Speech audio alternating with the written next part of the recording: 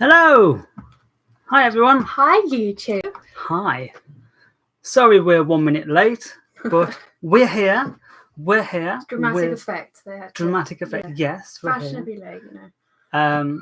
Hopefully everyone can hear us. Hopefully everything's working. The setup's slightly changed because we've got a guest star. It's Meg. Oh my god, who? Meg is the guest star. I've just realised that all the fancy stuff we put in the background and my head's covering it all. Oh well. Right. Hi everyone. Hope everyone's doing well. So yeah, we're just gonna do a little video, Doctor Who discussion, sort of similar to what we did last week. Hey, Doctor Who Velocity is in the chat. Hi, Chris. Love your new episode. Hi, Crystal. I meant to say Velocity. It's Chris and Crystal, not Chris and Velocity. Yeah. So we've just decided that we're gonna just do a little live stream, probably about an hour, just a general discussion about Doctor Who, about what happened yesterday, time crisis, all that shenanigans, just a general sit down, let's just talk Doctor Who, same as last week. So, second live stream in space for a week. No, what's Mind going blowing. My content everywhere. Jumps down. Hello there. Right, okay, so we're just gonna check all the chat. We've got Dr. Velocity, we've got Sean, we've got Alfie, we've got ABJ Artwork. Sorry, I'm very blind, so I should really have my glasses on because I can't read the chat from he's here. the guy who made the replica of your Sonic, you know, on Instagram Live. Oh, cool. Nice Adam, one. I think. Yeah. We've got Midnight Moon Wolf, we've got Ryan Spear, we've got many people, and we have a question straight away from Doctor Who Velocity. I have a question, say Doctor Who Velocity. Do you think Ncuti's series went to plan and that Billy will do 3 or 4 series as the Doctor and the ratings will go through the roof, or emoji? Interesting. We are unraveling right at the start. Yeah, we are unraveling. Yeah, so there will be spoilers, obviously. If you haven't seen Doctor Who and you've somehow lived under a rock, Billy Piper has been announced as possibly the Doctor. Yeah, who knows? We don't know, do we? We don't know. No. It's the one time where Doctor Who seems to have gone totally quiet. They haven't confirmed her as the 16th Doctor. And it's very strange, isn't it? It's like, it's weird. Yeah, because every single Doctor beforehand, right, it says X name as introducing Doctor. X name. And we don't have that this time. They literally haven't said anything at all. Do you reckon it's because they're kind of leaving their options open? Because they don't really know what's happening with Series 3. Like, they don't actually know how the fans are going to respond to it. Because, I don't know. They filmed Series 1 and 2 together, didn't they? Yeah, they're back-to-back filmed, yeah. So they haven't had, like, a fan response. Yeah, this is what I was actually thinking this earlier. Yeah. I was thinking whether they're going to see what the fan response is and then decide whether she's the Doctor or whether she's going to be something else like the Bad Wolf entity or something like that. Like a one-off and then just go back. Maybe Ncuti will come back. Maybe. I miss Ncuti. But yeah, I personally, I don't think it was the plan at all. You looked to earlier this year when Ncuti was on Graham Norton and he said, oh, we're filming season 3 in a couple of months. Why did he say that if he said it was the plan all along? I honestly, there was a vibe from yesterday's episode, and I think for me, like, it feels icky. It feels like he hasn't had his full potential. It feels like he's been cut very short. It didn't feel like a regeneration story. No, it feels very tacked on. Yeah, it feels like, very tacked on. Like the regeneration just... Yeah, because at the end of it, I said to you, I was like, so why did he regenerate? What was the reason? I totally missed it. He sacrificed himself for Poppy by shifting time by a degree, some sort. It just... Come on. I can't give a full opinion on what I thought on yesterday's episode. I've seen it twice, and I'm not sure how I feel. I just... Deep down, I genuinely think that yesterday's episode was so messy, and I think it is definitely a product of reshoots, rewrites, and things not going to plan. And unfortunately, I feel so sorry for Shooty right now because I think we've just lost out on possibly one of the best Doctors ever. Yeah. But yeah, and they did my boy dirty, Omega. What have they done? Oh, no. What have they done? The man had 4 minutes of screen time. 4 minutes. And during those 4 minutes, it cuts back to Ruby twice. You were like, go back. I was like, what?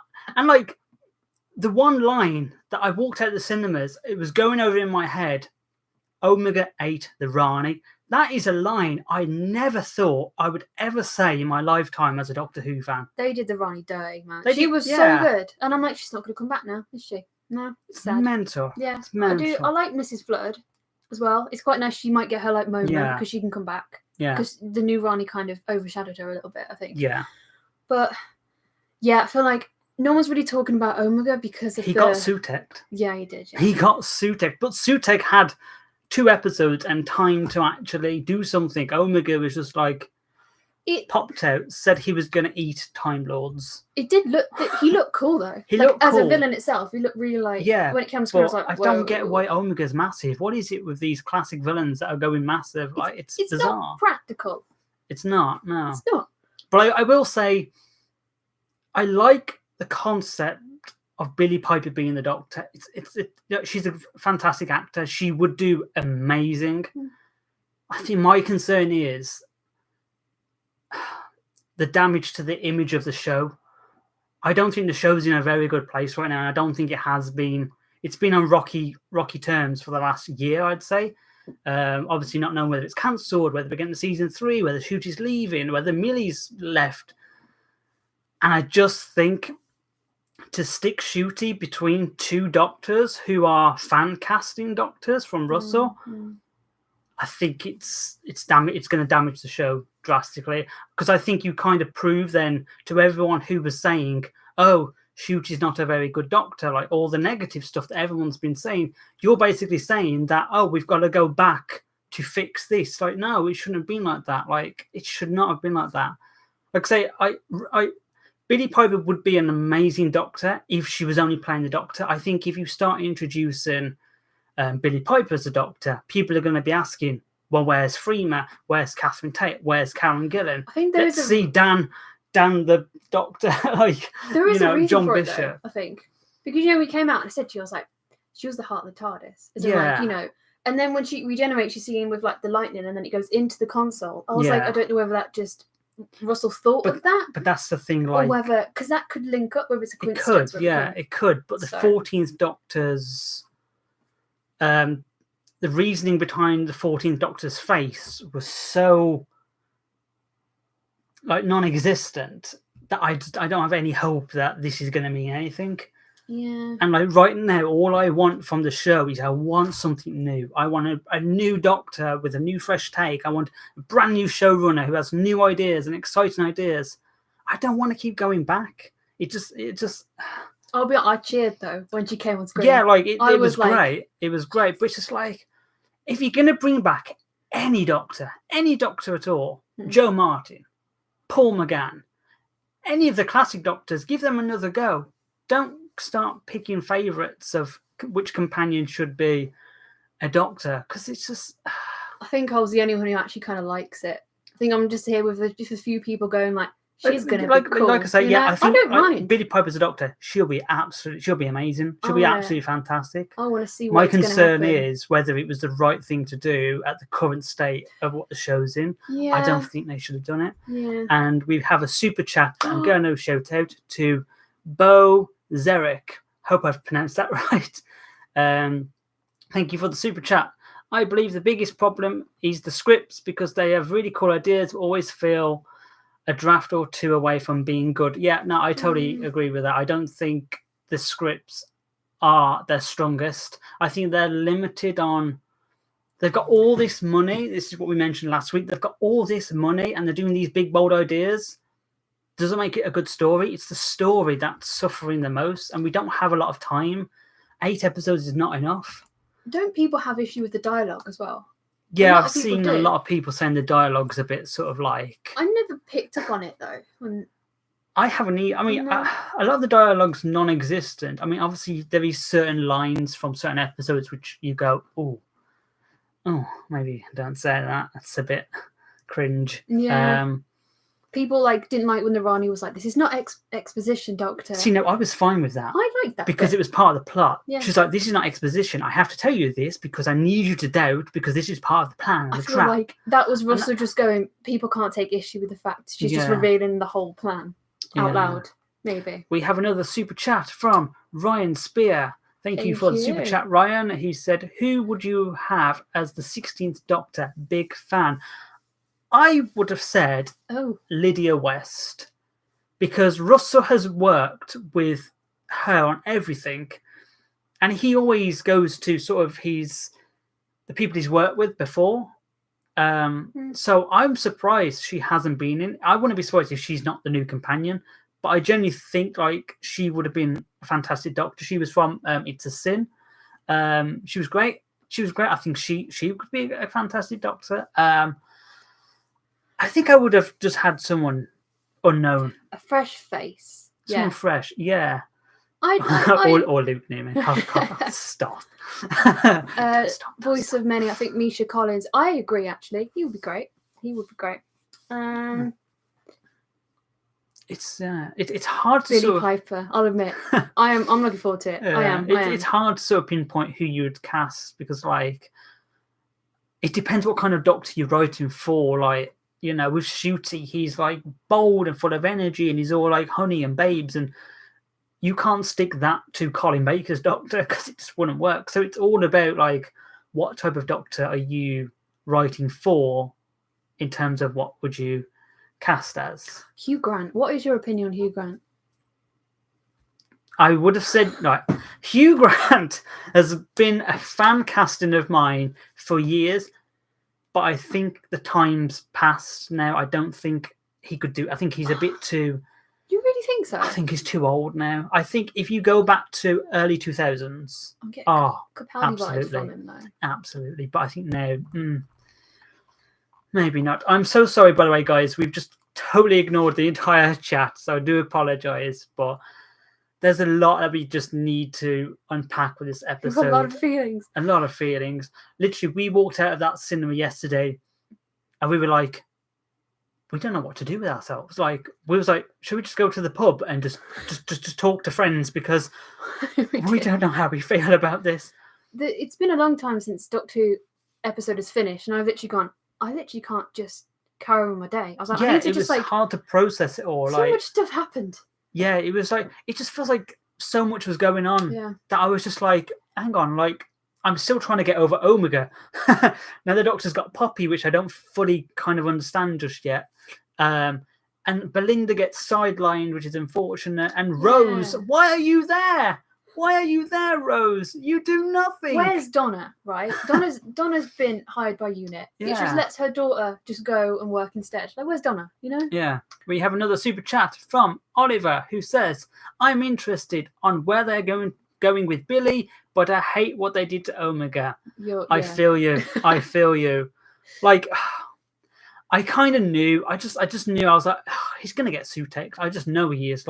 68 minutes is not enough time for this character to sort of be found, reveal his plan, get wrapped up, and then stick about 20 to 15 minutes to wrap everything up at the end. The convenient weapon behind. Yeah, he was like, if only there was a weapon in plain sight. And I was like, behind you. I'm sorry, but Russell, you said you changed this because it looked too much like a gun. Why did you give Shooty a gun to shoot at Omega? That's a good point. This makes no sense. I'm sorry, but this looks more like a gun than anything else. No, true. This does not look like a gun. I was like, what? It's just...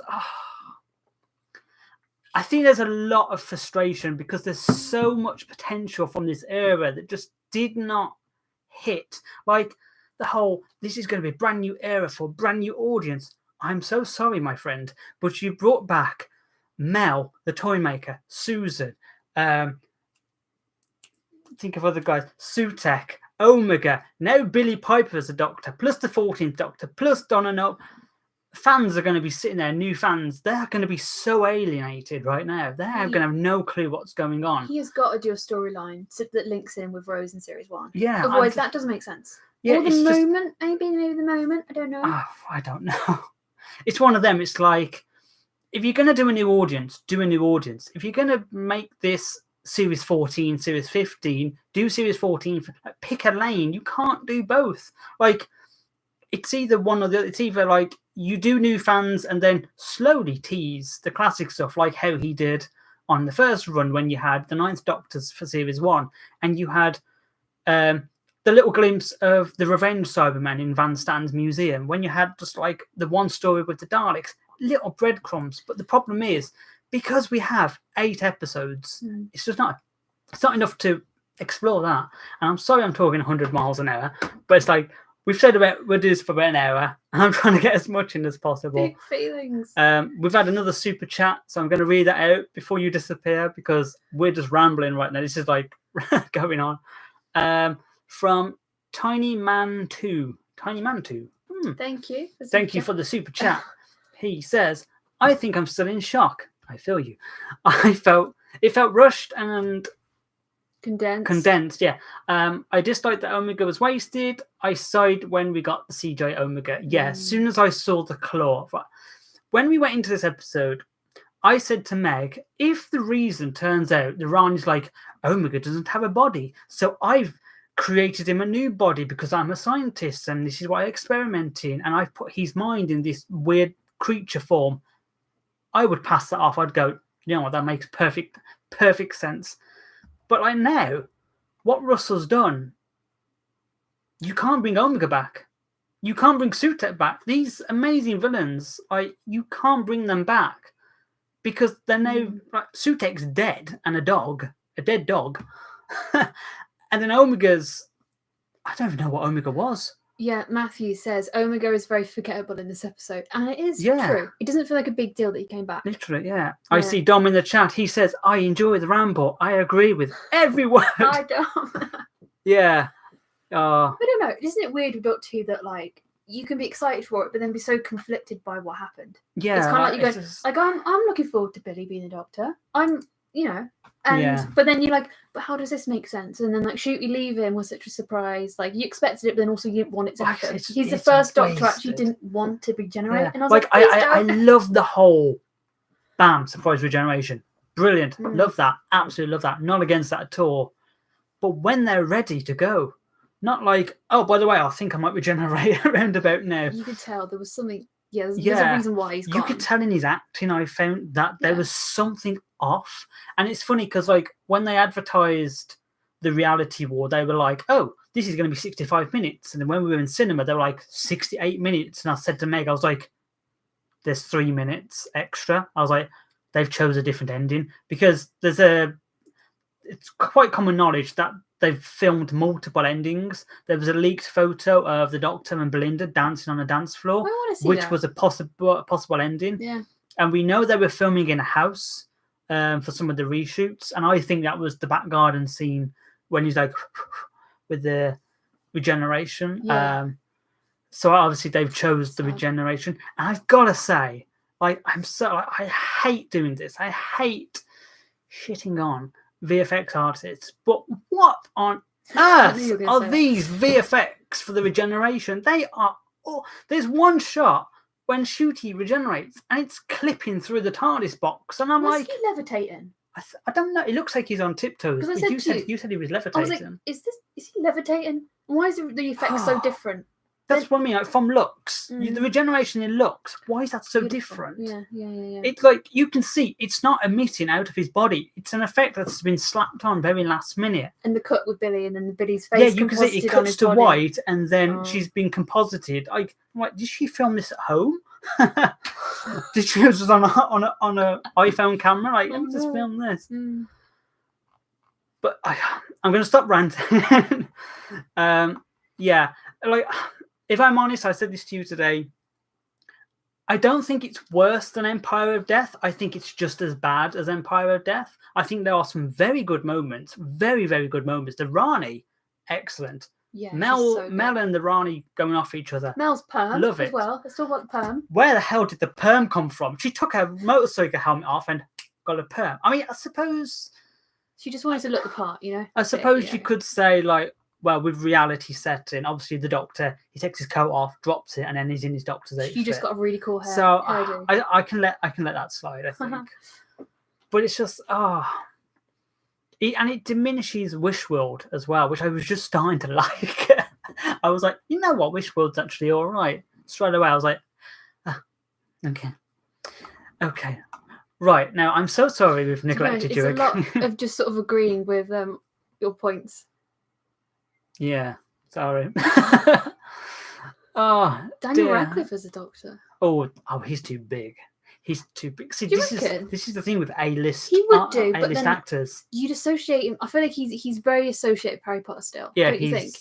Yeah, I don't think he can shake that. It's like Danny Harmer or Trace Baker. Not that you can compare them. Danny but you know Harmer what I mean? as the Doctor. Dom said, still not entirely sure why the regen was necessary. No circumstances. The Doctor basically pisses away regeneration energy at the drop at the half the time. I agree. Looking at you live and that, it's true. I mean, there's no reason for him to go. I will admit, Jodie in the TARDIS was. Yeah, I love that. Was great. It looks like she hasn't gone anywhere. I was just like, that got a cheer from everyone. Yeah, and the weird thing is like I needed to go to the toilet at that point, at the point before, and I was like, if I go and I run back, will I make it? And I was like, could you imagine if I ran back and I'd missed that, and then Meg turns around to me and goes, oh yeah, Jodie was on screen. I would not have believed her. I would have gone, yeah, right.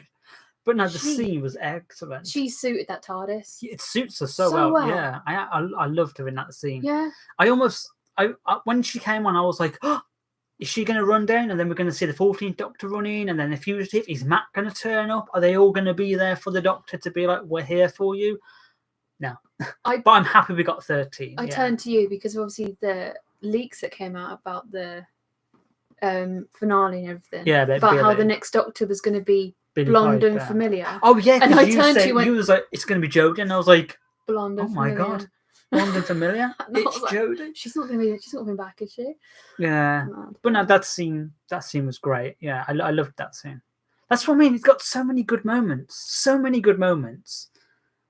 but the ending just. Russell, man, what are you doing? I'm going to read comments. Let's talk about Time Crisis Part 3, says Alfie Smith. That's fine. Yeah, so Time Crisis Part 3 trailer came out. That's a thing. Yeah. That's a thing. We hope you all enjoyed it. The episode is coming on, oh my god, I forgot the date. 28th of June. 28th of June. Time Crisis Part 3 this month. Yeah. It's very exciting. Very exciting.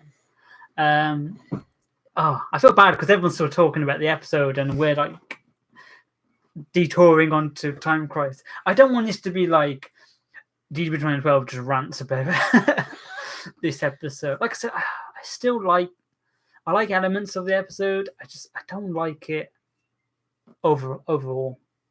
You know, the unit battle scene was great. I love that. We need to pick a lane. I'm so sorry. No, right, Time Crisis. How you're feeling, right? I think is how pretty much every viewer is. You love some parts, and it's a lot to just. It's a lot to process, especially when you don't know who Billy's going to be. Yeah. And you just have to get over Shooty just leaving, you know. Yeah, and it's annoying because I just got used to him. I know, it's sad. I just got used to him. It feels like he's only had one season, weirdly. He pretty much has. Yeah. Well, yeah. He's had what, like 19 episodes? Is it? 19? I mean, Giggle. Oh yeah. Can you even include 73 yards? Can you even include Dot on Bubble? Yeah. We've had 3. Imagine. If we've had 19 episodes and we've had 3 of them are Dr. Light. I mean, the one thing that I really am tired of now is the last regeneration stories since 2017 have all been a multi-Doctor story. Twice Upon a Time, multi-Doctor story. Power of the Doctor, multi-Doctor story. The Giggle, multi-Doctor story. The Reality War, now a multi-Doctor story. Can we please break this tradition? We don't need everyone there to say, it's okay, Doctor, we'll hold your hand on the next steps. Shall I read some out about Time Crisis? You read give Time you a break about yesterday's episode. That's it. How do you feel about Time Crisis being released? That's from Ryan. I am very excited. I'm very excited. I'm. The episode is done. I'm just going through like tweaking the last little bits because I've got time. This is the first time where we've actually got time to be like, right, let's tweak this and tweak that and get this perfect and nice. But no, I'm very excited. I can't wait just for the relief, the weight off my shoulders.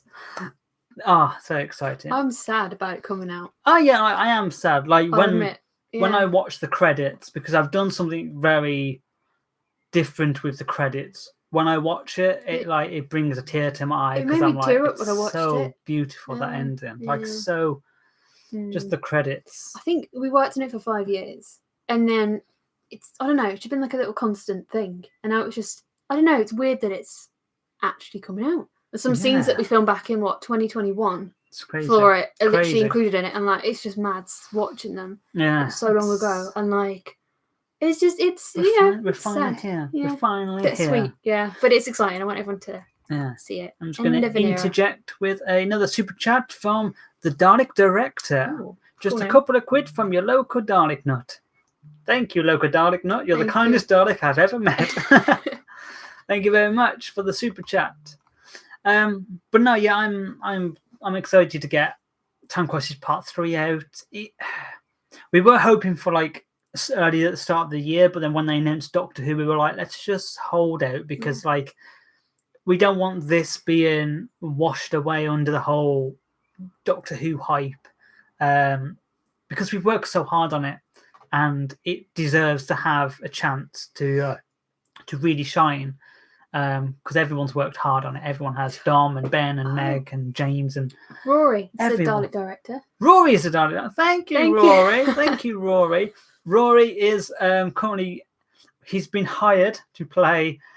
He's going to be our Nick Briggs of the DW 2012. He's playing the Daleks in Time Crisis Part 3, as you've seen in the trailer. That glorious voice of the Daleks was good old Rory Stock. And we'll be working with him a lot more in the remastered series. It's very exciting. A lot of people are asking, is there Series 6? Are you stopping the series? I'm not stopping the series. Series 6 is happening. It is happening. There's a twist. Watch right to the end. There is an announcement for Series 6. Don't say anything else. I'm not saying anything else, but it's because a lot of people tend to cut off after the credits, but there's something at the end of the credits that you need to watch, because everyone's minds are just going to be like pop, not even bang, pop. What's that? Read the super chat. Oh, the super chat. We've had another super chat from Time Wiz. The Time Wiz. Thank you for the super chat. He says, how was it bringing back Sutek in Time Crisis? I knew you don't want to talk about this. I'd love to bring Sutek back. So for context, the mask was supplied by our good friend Tharis, Mr. I'm in Doctor Who Wishworld guy, the famous actor Tharis in Doctor Who. He supplied us with the Tharis mask, with the Sutek mask, because I wrote Time Crisis like years and years ago, and there was a scene when Sutek appears because it's setting up stuff for Series 6. And there was a scene with Sutek, and then when obviously Empire of Death came out, I was like, we can't do Sutek now. We can't do it.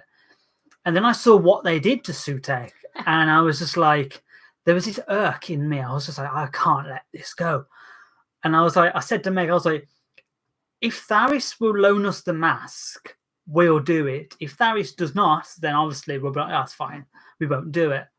And I messaged Tharis, and the message I sent to Tharis was, if you'd let us loan your mask, I promise I will do Sutek justice in this cameo. And straight away he was like, take the mask, do what you need to do.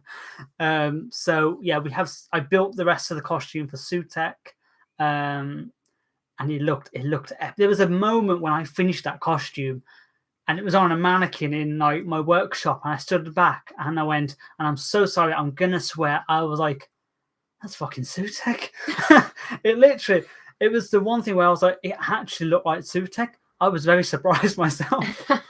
But no, I was like so overwhelmed by how cool he looked. And then when we filmed with him and then gave him the effect, I was just like, he looked amazing. I sent it to Tharius. I went, "This is how your boy looks," and he was over the moon. He was so happy. But now I'm glad to bring Sutek back, and I'm hoping I've done him justice. But watch and see. We'll see what happens. Any more comments? Is Empire Death canon to your episode? I mean, it is. You'll have to watch Time Crisis Part 3 because there's a very clever twist that happens at the end of Part 3, which will explain everything, absolutely everything. And the concept that I came up with I was so proud of it because I was just like, this idea is so cool.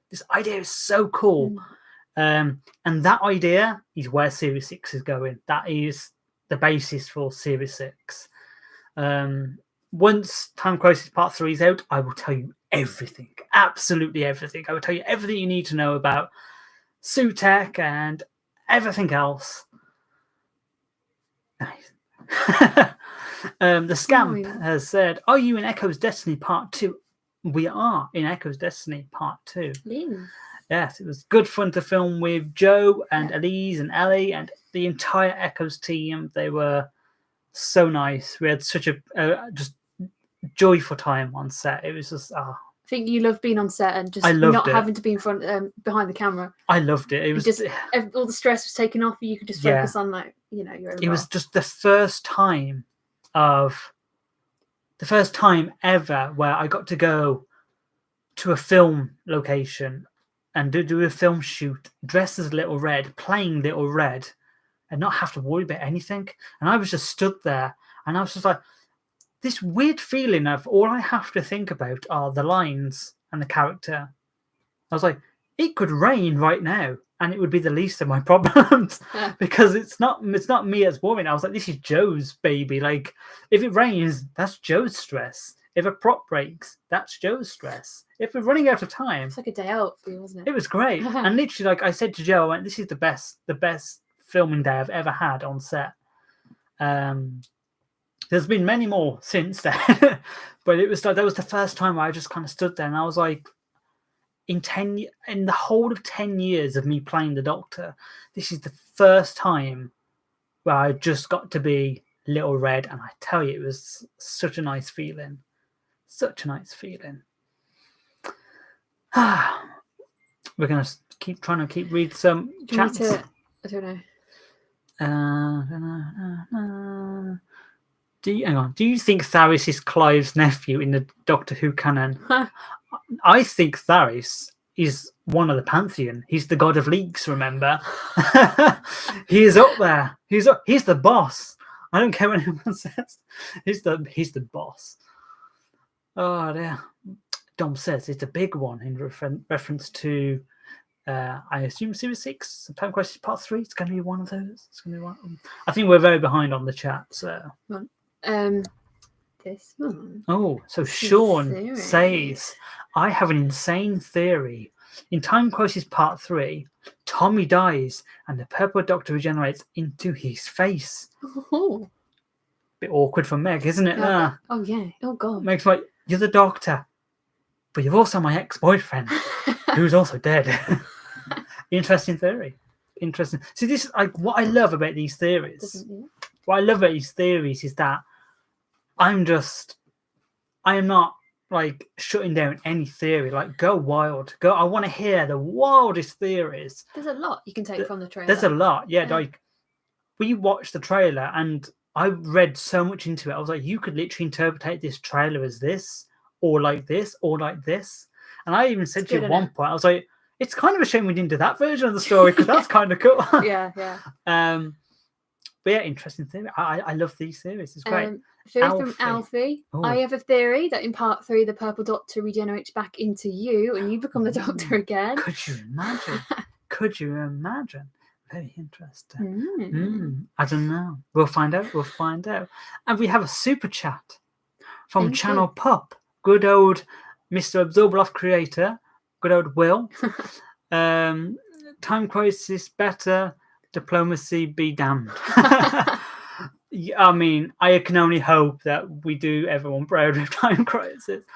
Yeah, it's just like I say, when we originally wrote Time Crisis, the script was 94 pages. It wasn't meant to be 3 parts. Yeah. And the edit got so long. I was like, I physically cannot deliver this to the audience because it's too much. And there was that perfect cut at like an hour in with the movement revealing to be the Doctor and Meg from a timeline that got erased. Yeah. And I was just like, perfect. Part 2 could just be pure character roller coaster. It's great. Like the journey that Meg and the Doctor and Tommy go on in that last part is just insane. Insane. But thank you ever so much for the super chat, Will. I do appreciate that, and I really hope we do you all proud.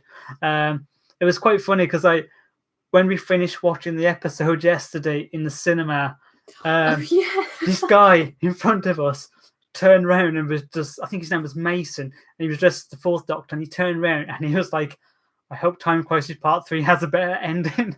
And it made me laugh. It took me a second. I was like, oh, he recognises us from the fan films. And then it was like basically saying, I hope Time Crisis is better. And I was like, it made me chuckle, and then it made me go, oh crap, I hope it is.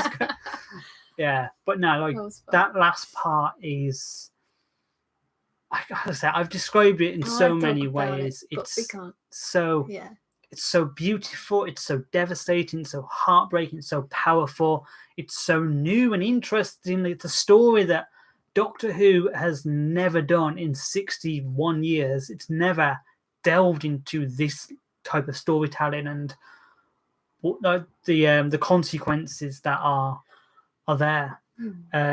We have another super chat. Thank you for Shadow Jed Knight.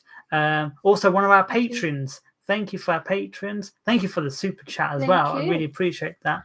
I saw 2, 3. I totally forgot to do this earlier. I'm just gonna heart everyone's super chat because I was meant to this as I go, but I got carried away talking about last night's episode. I saw 3 theories, by the way, that I want to read out. Amazing. We'll go back down to those. Just gonna heart all these super chats because we do appreciate them all. It's very kind, very, very kind. Yeah. So thank you for being a patron as well. This is going to be a nice little cheeky plug. We have a Patreon, and we've released exclusive content to our patrons, exclusive looks at the brand new Cybermen from the remastered series. We have exclusive location filming from the remastered series.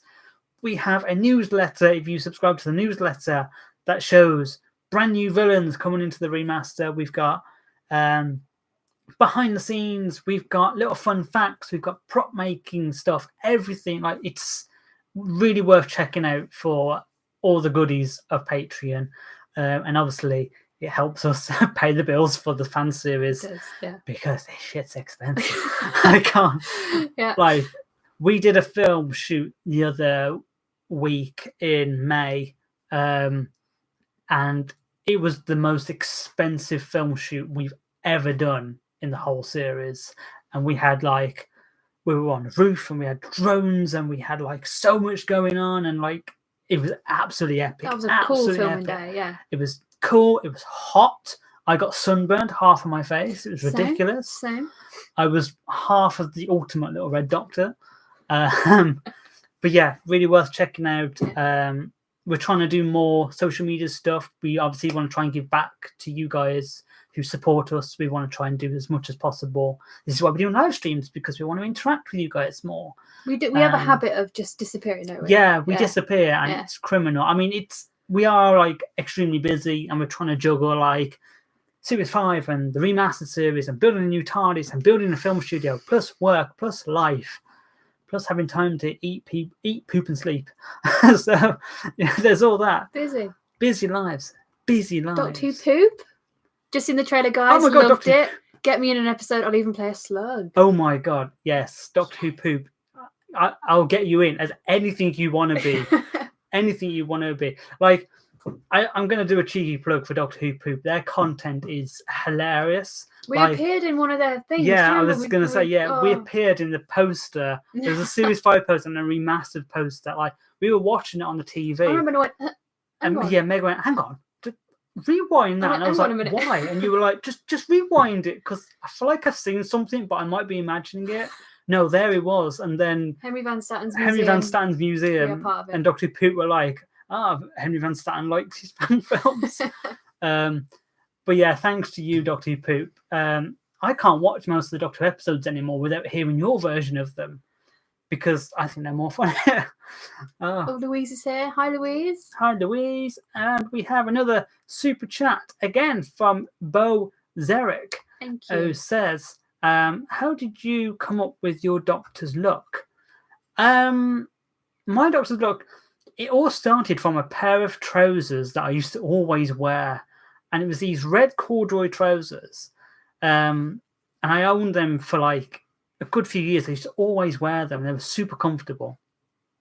And then from that, I was just like, I loved the Sixth Doctor's real-time outfit, the whole matching blue. And I was just like, I love that for a Doctor's outfit, like a full block colour that matches. And so like I was trying to piece together what I would wear.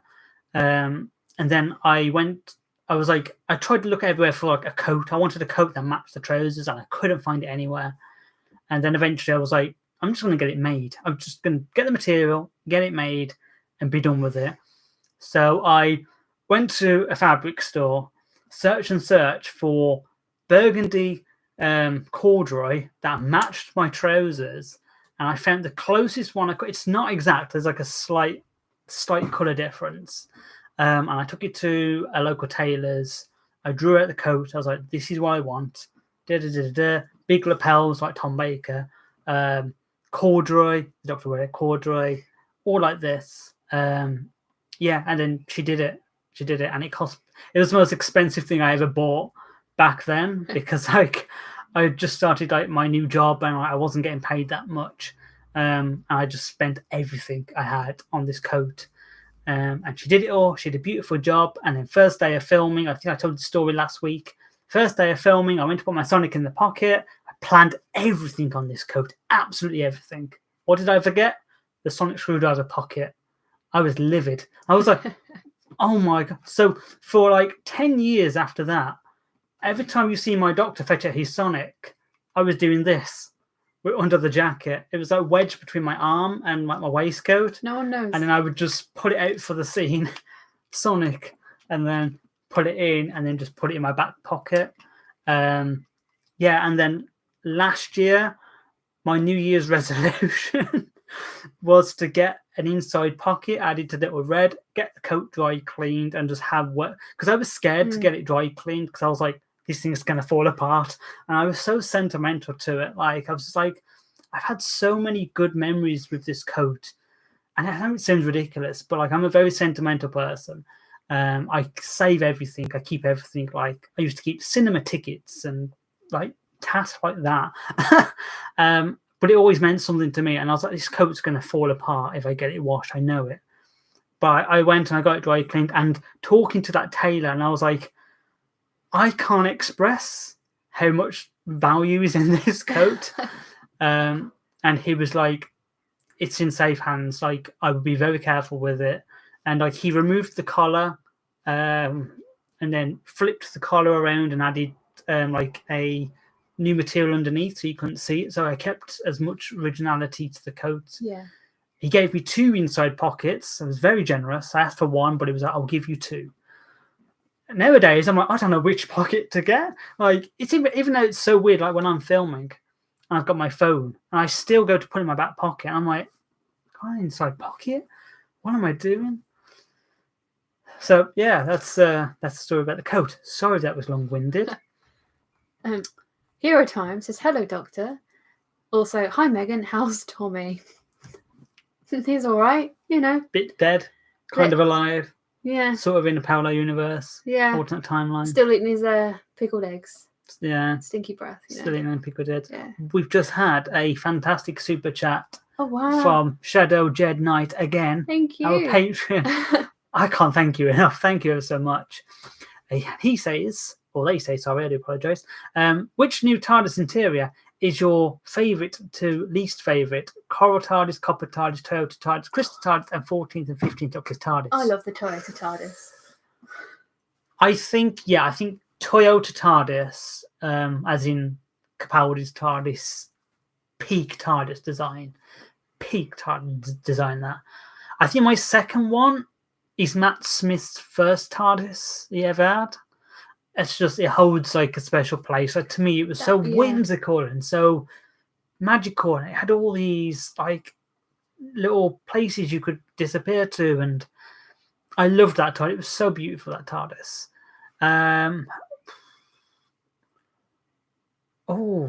Matt Smith's first would be my favourite. Is it? Yeah.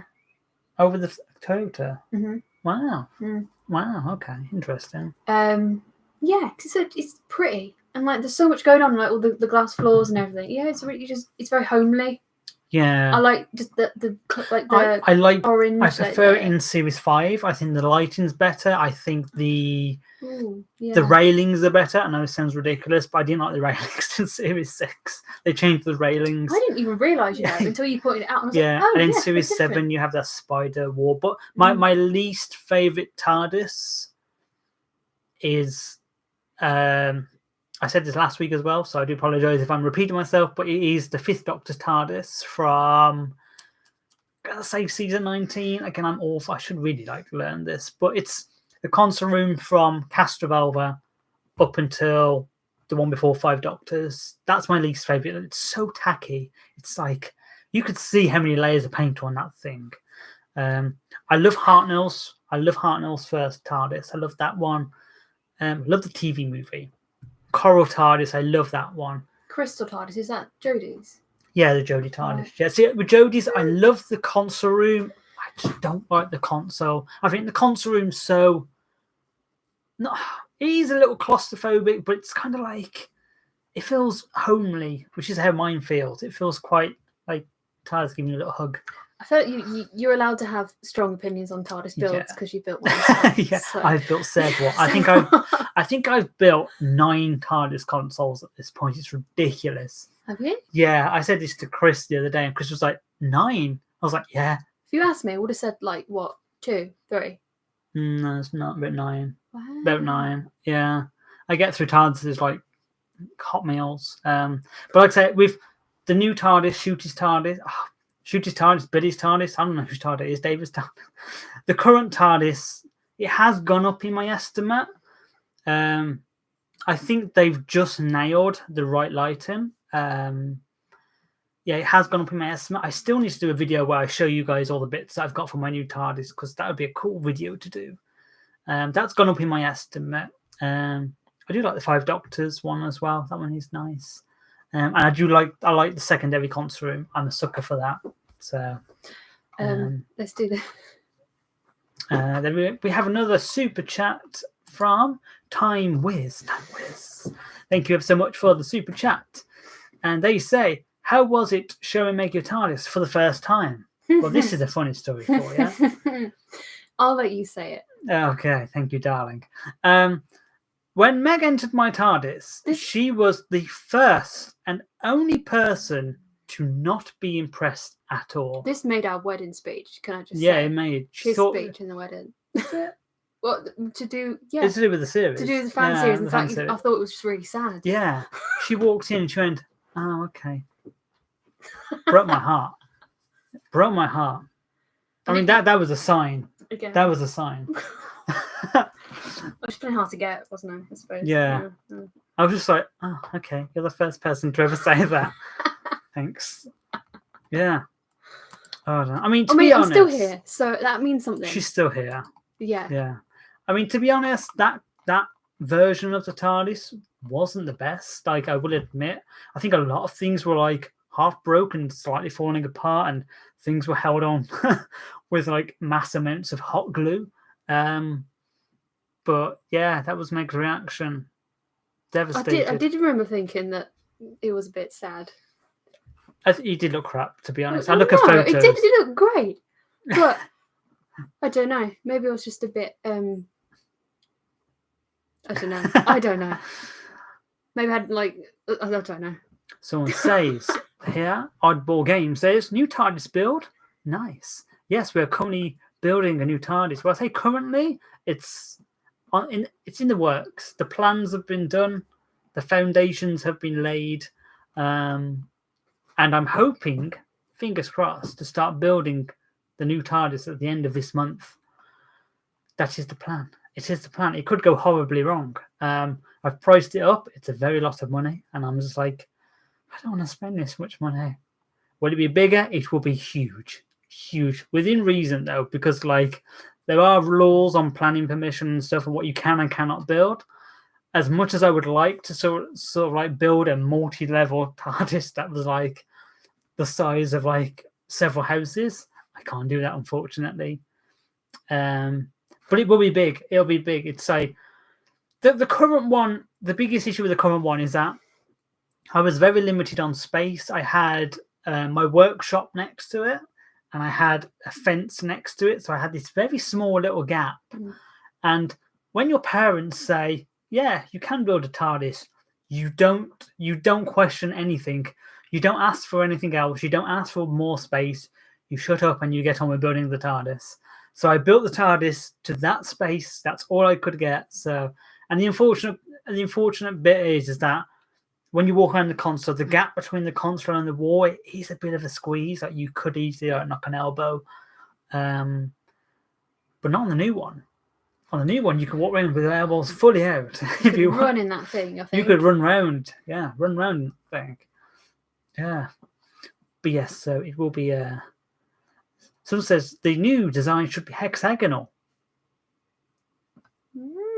I was going to do a full hexagonal TARDIS, but then when I looked at the size, I was like, you lose so much space on the corners. So with what I've designed now, it's a space that isn't a box. It isn't like a square box. The walls do curve around, but you don't lose the corners. It's cleverly done. It's all done with mirrors. It's not. Someone says, you two really are perfect together. Why? Because I thought the TARDIS was sad. Thank you. You know what? I think I'm trying to think of a reason now. I don't know. Yeah.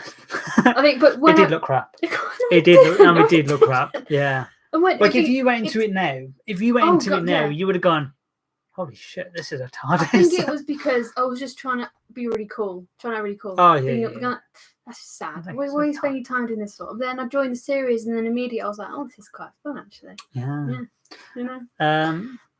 Tiny Man 2 says, would you take fan donations to fund a new TARDIS? The answer is no. No, I will not take a penny off you guys to build a TARDIS. That whole TARDIS is from my own savings that I've spent a year saving up for and selling everything I possibly owned to fund it. I had a massive Lego collection, my childhood Lego. I spent the whole year just selling individual sets off all last year to fund this. It's a very personal thing. It's a personal thing. And I would never ever ask that of you guys. I'm sorry, no way. No way. So it morally, that wouldn't sit right with me. It wouldn't sit right with me. The money that we gain from the Patreon and stuff. Yeah, the money from the Patreon goes into just supporting. It doesn't fund the entire fan series because it's just so expensive, but it really helps. It takes the weight off us drastically. Without the Patreon, I don't know whether we would be able to sort of sustain the quality that we're at. It helps us. It helps book with locations. Book locations, because that's me. I want to write these scripts and the locations. I can't keep pulling on my student card much longer, guys.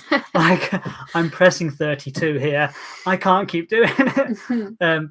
Back in the day, everyone used to let you have something for free because you were young. They were like, oh yeah, you're clearly a student. Yeah, come in for free. Not nowadays. Yeah, nowadays. Yeah. Which is fine. Like, if you want something good, you have to pay for it. It's it's the moral of it, and that's totally fine. Like I get it. Like we're using amazing locations. We're using people's properties. Like we want to make sure that these people are paid because they're giving us their time. We also film a little bit more safely now, I suppose, more professionally. Yeah. So it's a lot of things, we take a lot of things very seriously. It's very run and gun back in the day, wasn't it? Yeah, it's very run and gun. Like the money from the patron, it goes into just sort of like a lot of everything, like whether it's licensing for music, obviously filming locations, travel costs, costumes, it goes into that. Like I put a lot in myself. I'd say about like a good chunk of the series fund is me, but the patron is what really helps push it that little higher up. So like I can dedicate more time onto the costumes and get these super cool locations. So yeah. We have another super chat from Shadow Jet Knight. Thank you. I can't appreciate this enough. Like, thank you ever so much. And they say, which one is difficult that you have to make, the TARDIS or the screwdriver? Ooh. I would say the TARDIS. The Sonic's fairly simple, and they break so very often that it's just like second nature to just make a new one. Yeah, the TARDIS is a pain to make. Like making like a brand new console. When I made the current one, I was not happy with the guy who invented the very first TARDIS. I was like, whose idea was it to make this console a hexagon? It was a stupid idea. I was like, they've got an angle like this, angle around like this. It was all angles and angles, and I was like, I'm crap at math. I was like, why is it hexagonal?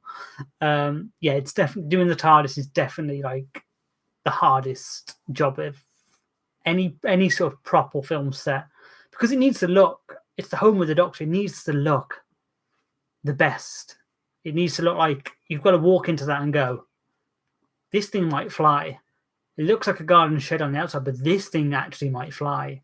Like the amount of times like I show pictures to like my colleagues at work or just new people who get into the series, I show them a photo, I'll go, oh, so this is the TARDIS. And they look at it and they're like, you built all that? I was like, yeah. And they're like, where is that? Like, I'm like, sometimes they think it's like a model, and I'm like, no, this is full size. I can walk in this. Yeah, and that's the response you want. You want to look at it and go, I can't really believe that this is real. So yeah, definitely the TARDIS for sure.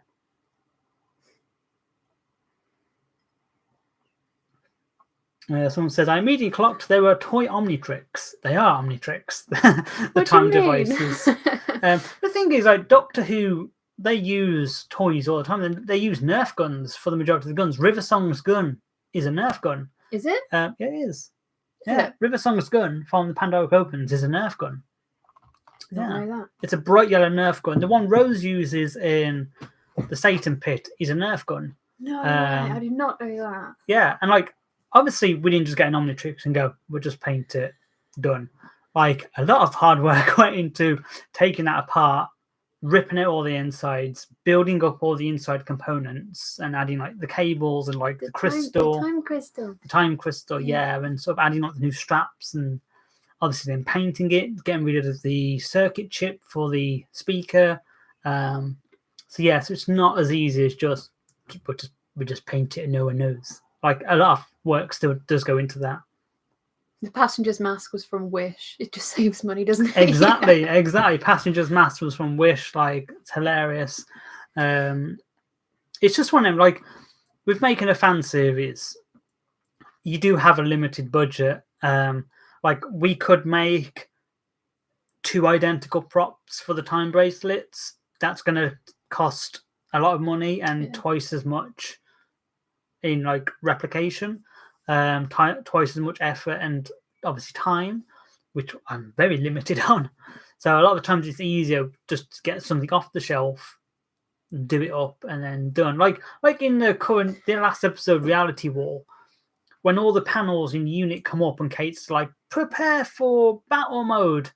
Those things are Thrustmaster plane quadrants from like the VR of like flying a plane, and I should know because I bought the exact ones. So they're always using like silly little bits of like toys and stuff. But it's one of them where you have to be clever with your budget. Like, so when I built the helmet, the spacesuit helmet, I was meant to build 2. I bought 2 helmets to obviously make. I started making one, and I was like, I cannot make this twice, because everything was sort of made by hand when it was added. I can't do this twice. So we just did the one, and then when you see 2 people wearing it at the same time, it's just we just shared the helmet back and forth, back and forth. But obviously, you guys won't know that when you see that. But it's just all about being smart with your budget, and spending it on the things that matter the most, which are like the locations and costumes. Like a bad Doctor Who costume could take you out of that. I think if you look back, when I compare like the very first Dawn of the Doctor and the Cybermen are made of cardboard, they look awful. That takes you out of the episode. So yes. Do you want to read a few questions out? Alfie, will we see a regeneration time Crosses Part 3? I don't know. Will we? That is the question. You believe whatever you want to believe. I couldn't possibly comment on this. Maybe not. We'll see. We shall see. I want you guys to go in there with like no clue what to expect, and then just to be like, bam, bam, that happened. Yeah. So just wait and see. Wait and see. I'm not confirming or denying anything. I'm just agreeing with whatever theories come out. I'm just like smile and nod politely. Oh dear. The old console will probably be dismantled with some parts repurposed. I assume you're talking about the TV series one. A lot of 15's TARDIS has been ripped off from the Toyota TARDIS. So basically, in the Toyota TARDIS 11 and 12s, the 2 side panels, all those bits off there got ripped off and put onto the new TARDIS. The slow-mo dials. You guys probably don't know what I'm talking about. I'm just talking about TARDIS shit. I'm so sorry. But yeah, all the slow-mo dials. There's these like little spongy copper things which were on Mr. Smith and on Matt's first TARDIS, which I've been trying to find for so long because I really just want them at this point. Yeah. Those were transferred over as well onto Shooty's TARDIS. There's a lot.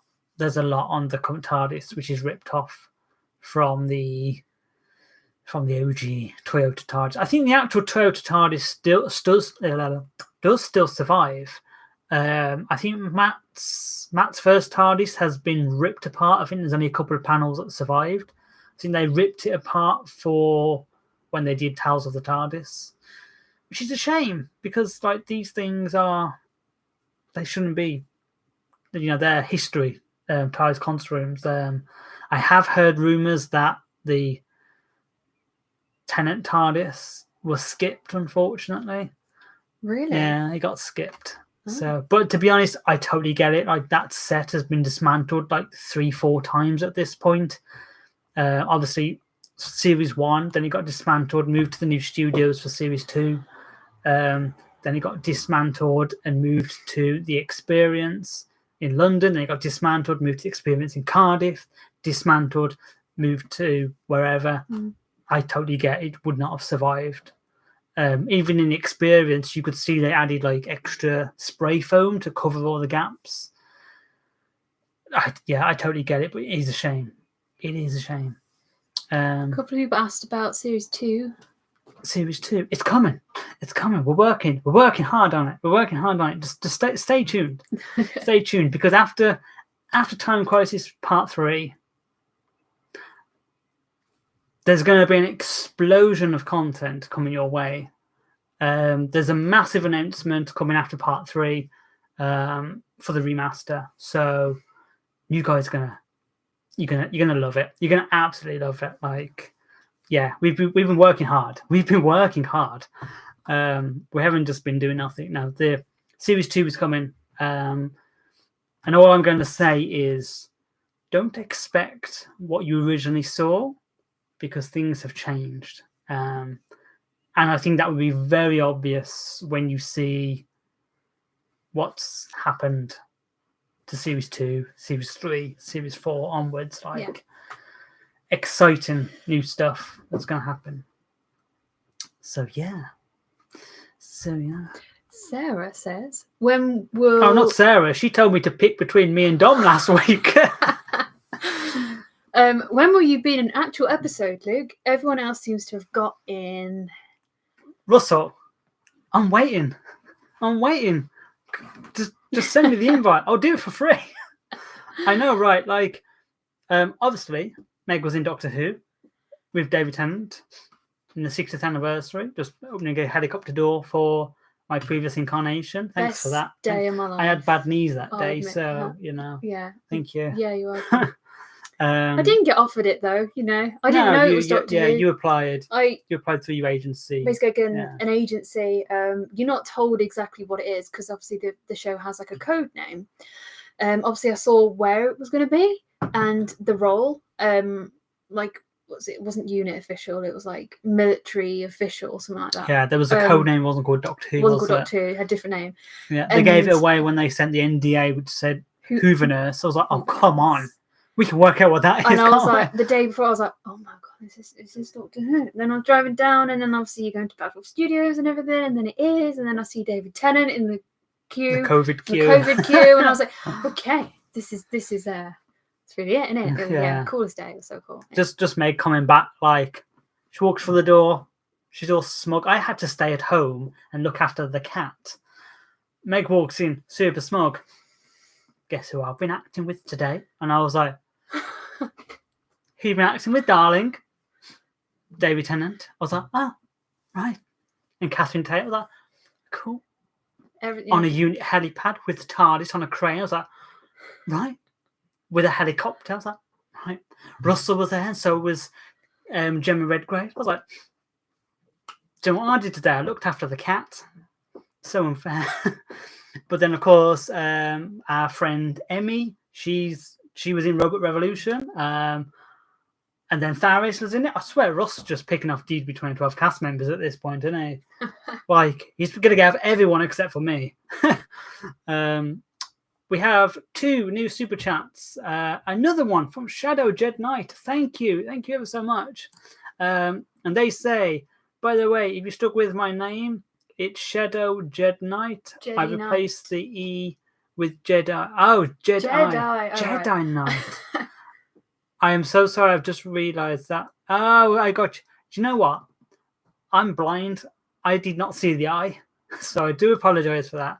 Shadow Jedi Knight. That makes totally more sense. That makes sense. Totally more sense. But yeah, thank you ever so much for that super chat. Really, really kind of you. So thank you.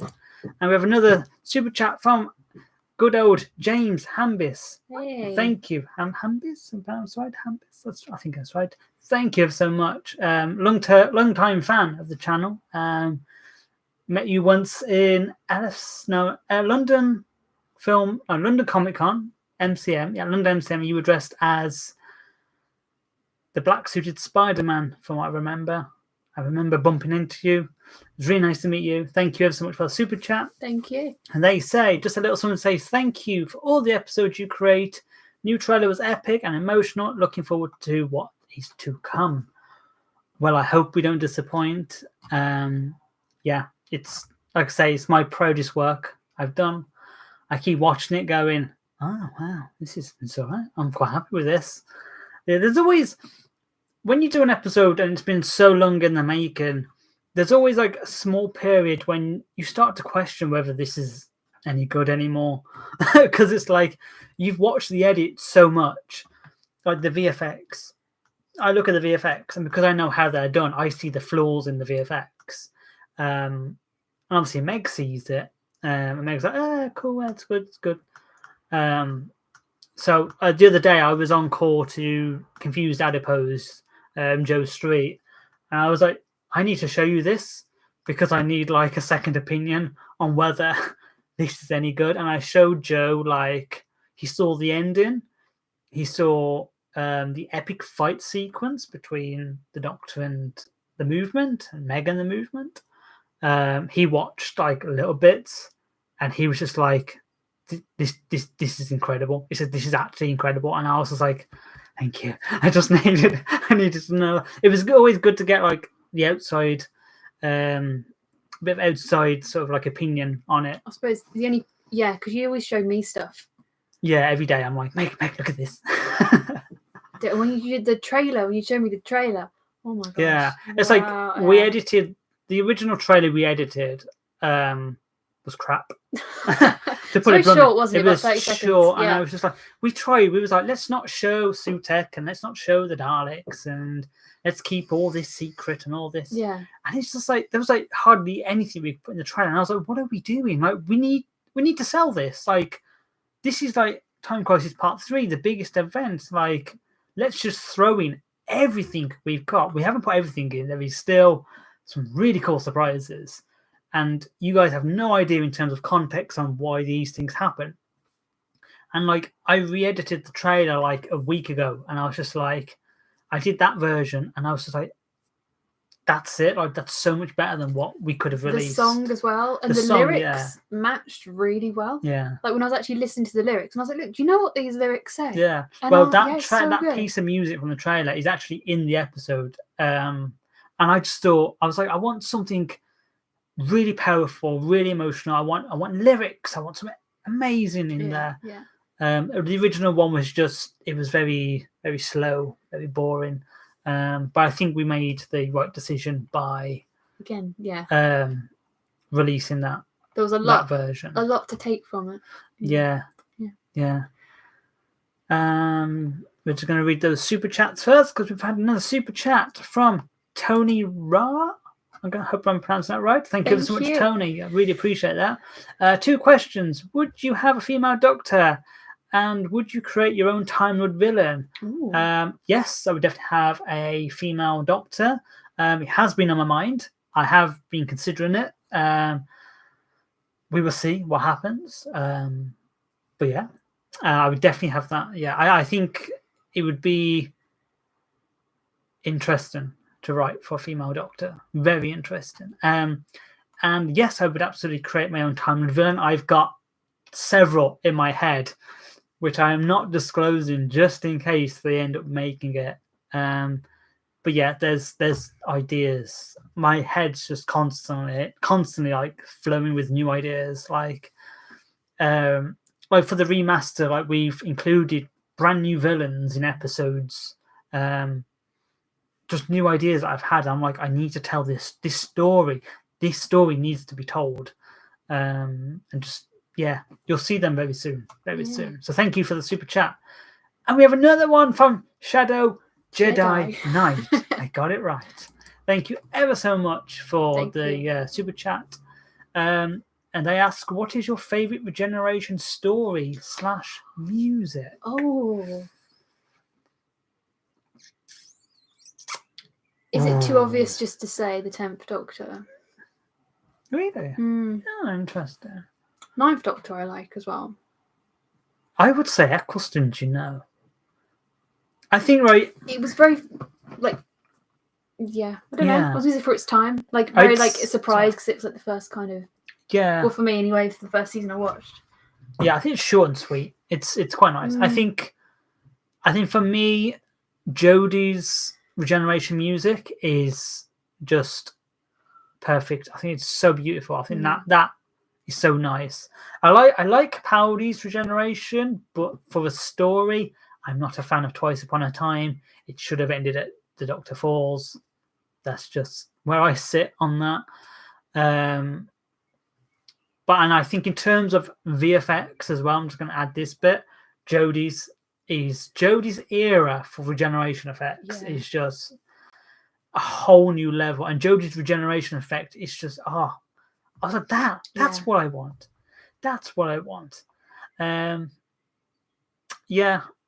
I mean, this story, Reality War, as a regeneration story, I would not rate. I think I would pull it bottom. You reckon? In terms, New Who bottom, like,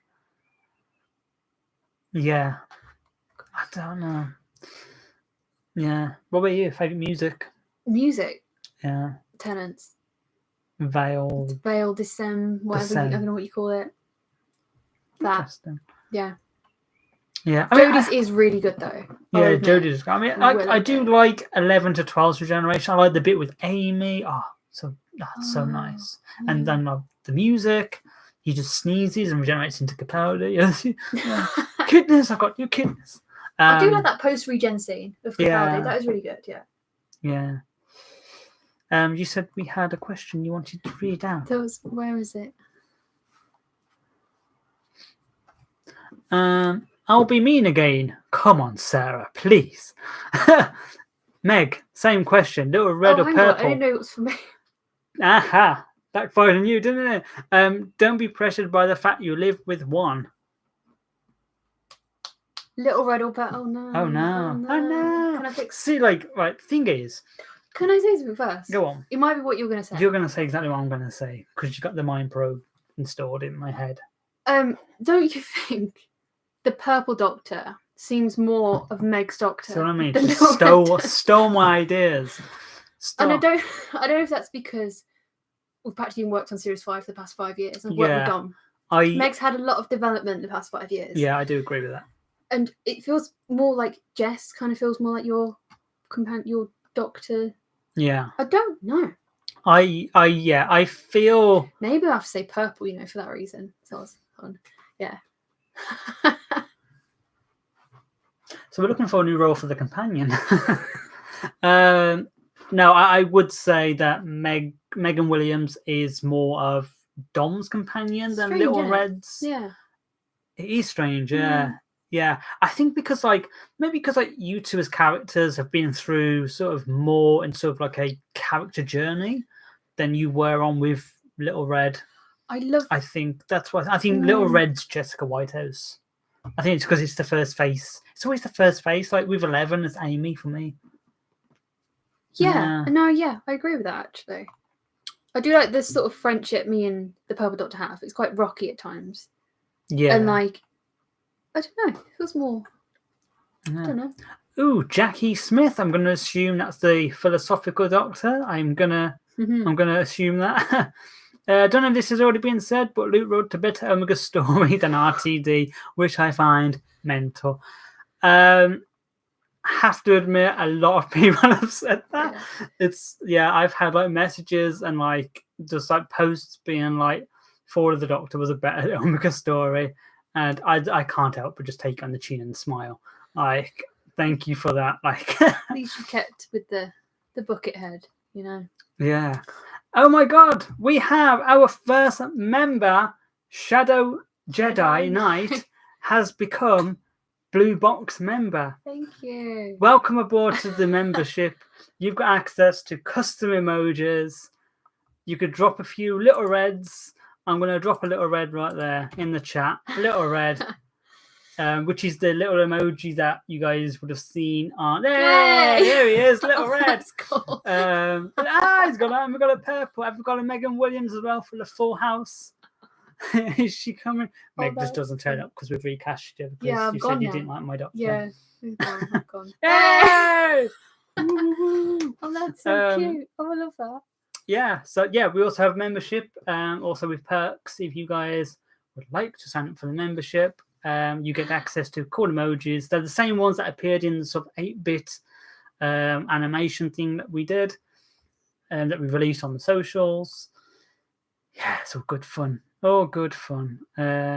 Jackie says, the loving from one Doctor to another. So I salute you. Those emojis are so cute. They are. I absolutely love. When I did those and I sent it to Dom, Dom was just like, "Oh my god, they're so cute. I want them." And I was just like, "He was like, please send me the high res one." So I just sent Dom. Was like, "Here you go." They're so sweet. Yeah. I was like, "Oh, I need to do more characters." We need a Tommy. We need a Tommy, don't we? Yeah. We need a Tommy. Yeah. Would you consider bringing the monk into your series? Probably not. I don't think. I think the Confused Adipose has done such a good story with the meddling monk that I don't think there's another story to tell there. I think that story's so good with Echoes, Echoes 1 and 2, and to be honest, like the monk just goes around messing around with stuff. I don't know if I could. I don't know. I think there's more potential for new exciting Time Lords that I could bring in, but I probably wouldn't.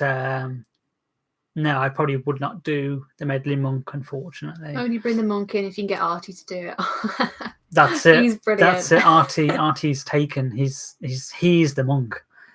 They've swapped places. He just took on the whole persona. So just going and reading a few comments. Will the Little Red Doctor return? He's returning in the remaster. But that's it. That's all I've got planned, I'm afraid. You can confirm that. I can confirm that. Little Red, he's only coming back in the remaster. Can I read this one out? You can read whichever one you want, darling. It's up to you. Sarah, hi. No, don't read Sarah. She causes trouble. No, don't do it. If RTD called you tomorrow and told you the next series is your job, what are you doing? Making Billy actually the Doctor, or be like Romana and she changes faces 2 seconds later? What I would do if Russell was like, "Here you go, it's all yours," I would be like, "Right. Can we get Shooty back?" No, I honestly, I would put the show on a break for a couple of years, and I would work. He asked you to bring it back. But I'm bringing it back. If I'm bringing it back, I'm bringing it back. Like, I would put it on a break for like between 2 to 5 years, and in that meantime, I would be working on getting the best quality of scripts, the best quality of episodes we can produce. And I would be working on making those. I would bring in a brand new Doctor. I would demolish that TARDIS set. I would bring in a brand new TARDIS, brand new Doctor. I would do 10 to 12 episodes. I'm really selling it here, guys. I would serialize it. I like that TARDIS. I would serialize it. Or I would do a short mini series with classic Doctors. I would bring back the old TARDIS set. I would do a mini series with Peter Davison for one episode, Colin Baker for the next episode, have Colin in his Sixth Doctor's outfit, have him go, "No, I don't want this anymore," takes it off, finds a brand new outfit, one with Sylvester. Let's get Perry back. Let's get Tegan. Let's get Nyssa back. Nyssa needs to come back. Oh, yeah. Let's get Ace and Mel reunited with the 7th Doctor. Do a story, each episode with a different Doctor, and then the final story, they all come together. That's what I would do. And they fight a big threat together. I would, to be honest, I would probably do what I've done in my own series. I would set Omega up as this big threat that's returning, like a massive level threat that's returning, constantly being whispered at, which is what we did in the original series. Imagine just redoing your entire series, but with a BBC budget. With a BBC budget. I'd be like, "Don't worry, BBC. I've got the perfect idea for the Doctor. He's called Dominic Greenwood Martin, and I've got the companions set up, and I've got this entire amazing team. Give us money, and we will do everything to save the show." Imagine. I mean, I would do new bold things. I wouldn't do something that redesigns the entire show, because we've had that for the last several years. Like, the biggest thing that we've had recently was, like, obviously the very first female Doctor, which was a huge milestone in Doctor Who history. We had what happened after Jodie? Oh yeah, David Tennant came back. Huge. The Timeless Children, huge. Bioregeneration, huge. Yeah. Billy Piper come back, huge. I think the canon needs to breathe. We need to relax with the canon and just be like, let's focus on building up these characters, building up this universe. Because what's the point in telling these stories if there's not a world for them to actually live in? Like, these characters need time. Yeah. It's like when at season 1, when you skipped 6 months with Ruby. No, what are you doing, you idiot? You've just skipped the most important moments of that character's development. This is why Ruby feels strange in season 1. That's what I would do. We are going to address the bear with, just checking. Cool. We have 2 new members. Welcome to the members. Thank James you. Hambis and Jackie Smith have entered the membership. Welcome to Blue Box. Emojis. And here come all the emojis. I promise I will get several more emojis out to you. I want a TARDIS emoji. I want Daleks emojis. I just want all the fun stuff. And we also have another super chat from Tony. Thank you. Who says, I think the best villain in Doctor Who is Wotan, the computer that can control people, and near the internet, Wotan would be unstoppable. That's from the War Machines, I believe. It's a great villain. Great villain. I think, like, bringing these villains back, like, if you're going to bring them back, redesigning them are going to upset a lot of people. And you can set these villains up to being seen as new villains. Like the Daleks, they did it with the Daleks, they did it with the Cybermen, with the Master. The general audience did not know who these were. When I watched Doctor Who, when I was a wee little lad back in 2007, Professor Yana says, I am the Master. I was like, who? I had no idea who this guy was, but I learned who the Master was because the story allowed for me to learn who it was. Yeah. You can bring Omega back with his ridiculous helmet. You could just modify it. Just like, those designs are so iconic.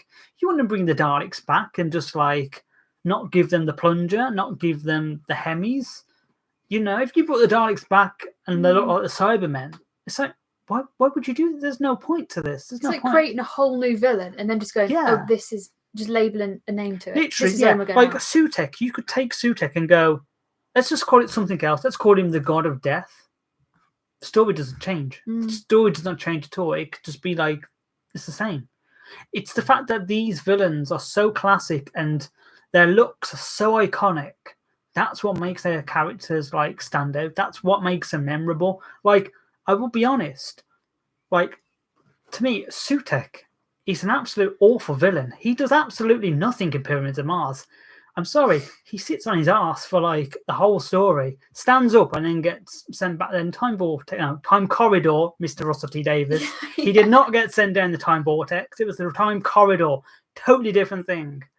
And that's the thing, like, I've lost my train of thought. Yeah, that was it. So these villains are, they're so iconic because of how they look. Like Omega. I mean, to be honest, Omega was amazing in the Three Doctors anyway. He did a lot more than Sutek. But it's that image that you see in your head. Like, you see Omega as not Arkham Infinity, you see the Three Doctors. You see Sutek in that form. Obviously, the Cybermen are recurring characters and they don't change that much. They don't change drastically, which is why they work so bloody well. And the same with the Daleks and the Sontarans. Yeah. And so if you're going to bring them back and do them justice. There is no need to redesign them. Obviously, have your take. Absolutely, have your creative take on it. Absolutely, that's totally fine. But just respect what people have created in the past. Sean says, How do you become a member? Is it Patreon? So there is an option on YouTube. You can become a YouTube member, which has certain perks, custom emojis. You get a few things as well, like I think it's like early access, like behind the scenes stuff. Or you become a patron, which is an external website, and on there you've got other tiers. We've got Vortex, we've got Companion, we've got Little Red, we've got Radical, and we've got Dynamic. Those perks range from naming the credits to newsletters to Ask Luke, where you can ask me absolutely anything. Once a month, you get to ask whatever question you want, and I will personally message you back with your answered question. And Dynamic, you get a 30-minute video call with yours truly, where we can just sit there and talk Doctor Who, and just chat and vibe. So yeah, feel free to check out the Patreon. We do have links on all of our socials. Once this video is up, I will drop all the links in the description as well. I should have done that before I did this, but I'm not a YouTuber yet, but I'm getting there. And we have another generous super chat from Jedi Knight, Shadow Jedi Knight. Jedi Knight Shadow. Yeah. I'm going to say every other way. Yeah. Thank you so much for that super. It's honestly like it's so generous, so generous. What was your opinion on the 15th Doctor Sonic Screwdriver? And I feel like Omega was a waste character in the reality war, in my opinion. 15 Sonic, I wasn't a fan of. When I first saw it, I was like, looks nothing like a screwdriver. But it's one of these that when you've had it in your hand and you mess around with it, I shouldn't do that because my cat. No, Piper's going to wake up. My cat thinks it's a cat toy. It's not. Okay. Oh my God. It has warmed on me, but I don't think it's a screwdriver. I'd say a sonic probe. I mean, the 6th Doctor had a sonic lance. Why can't it be a sonic probe or a sonic remote or a sonic mouse or I don't know, sonic something? Like, the one thing I hated from yesterday's episode was when Carla says, what about all the paperwork, the adoption papers for good old Des, the little baby? I'm calling him Des. Des. I had that from Confused Adipose and also the Review of Death. When I heard it, I was in pieces. So hilarious. So we're calling him Des. Not, is it Desiderium or something? Not that. His name's Des. And the Doctor's like, adoption papers taken care of. And I was like, no, the Sonic is not a magic wand. Oh, our ears are going. No, Piper said. I was like, this is not a magic wand. It shouldn't be doing. This is why, like, when we did the fan series, the one rule I put in was the Doctor can use the Sonic screwdriver, but there's a limited battery on the Sonic. And in some situations, like in Eternal Darkness, he uses the Sonic and the power levels drop and he's like, I'm running out of power. Because you want those limitations. Limitations allows for interesting storytelling. Like, just saying you can do whatever you want. It's sort of like, that's fun, but that dries up very, very quickly. If you have limitations, like the Doctor being limited to 13 lives, when you get to 12 and 13, you're like, oh crap, this is it. Like, this is scary. Like, limitation is good for Doctor Who. It needs that sort of bit, so be like, just you can work between these. And I also agree with you, Shadow. I'm going to call you Shadow. That Omega was wasted. There was absolutely no point for him to be there. You might as well have just gone, this is the threat of Omega. Like, honestly, when that thing came out, I was like, it's going to be like one of the beasts from the Underverse. It's not Omega. It's going to be like one of these, like, these things that lived here. No, it was Omega, apparently. He went from being a giant head to a giant everything. They let my man down. Omega is my guy, man. Like, I love Omega so much as a character. It's why like I did him in the remaster. Well, I'm doing him in the remaster, but it's why I did him in the original series, because I love that character so much. And like you can tell so many stories with that character. Like he created time travel. He allowed the Time Lords to become Time Lords. He got sent away for being mad. He's like a mistaken villain in some respects, because like he hasn't gone out of his way. Like they called him the Mad God. I mean, is he mad compared to what Rassilon was going to do in the Time War? They're not too far off. Such an interesting character. And he suteked him. Ruined. Phew. Jackie Tyler is the 17th Doctor. I said Jackie Tyler. She's going to be the companion. I said she should be companion. I was like, Jackie Tyler should be companion. Yeah. You imagine Billy Piper. And Jackie Tyler is the companion. Stitch this, mate. Oh no. What? I'm just thinking of, there's a strange woman in my bedroom. Anything could happen. Not too sure. Mother. Sort of. We have a nice super chat here from Jackie Smith. Thank you, Philosophica. Very much appreciate that. So kind of you. Thank you ever so much. Is Time Crisis going to be the swan song for Purple? I couldn't possibly answer that. It could be. It might not be. It could be a swan song for multiple characters. It could not be. Anything is possible. Anything is possible. There is a story being told through Time Crisis, which I'm not going to tell you now because I will ruin the entire plot. But once it's out, we will sit down and we will just talk about this, because it was so nice to do that story. That story. And it's like, oh, it's so like, I'm going to shut up and you guys are going to watch it. That's all I'm saying. It's annoying because you want to talk about it. I want to talk about it. I want to sit down here with you guys and go, hey guys, guess what?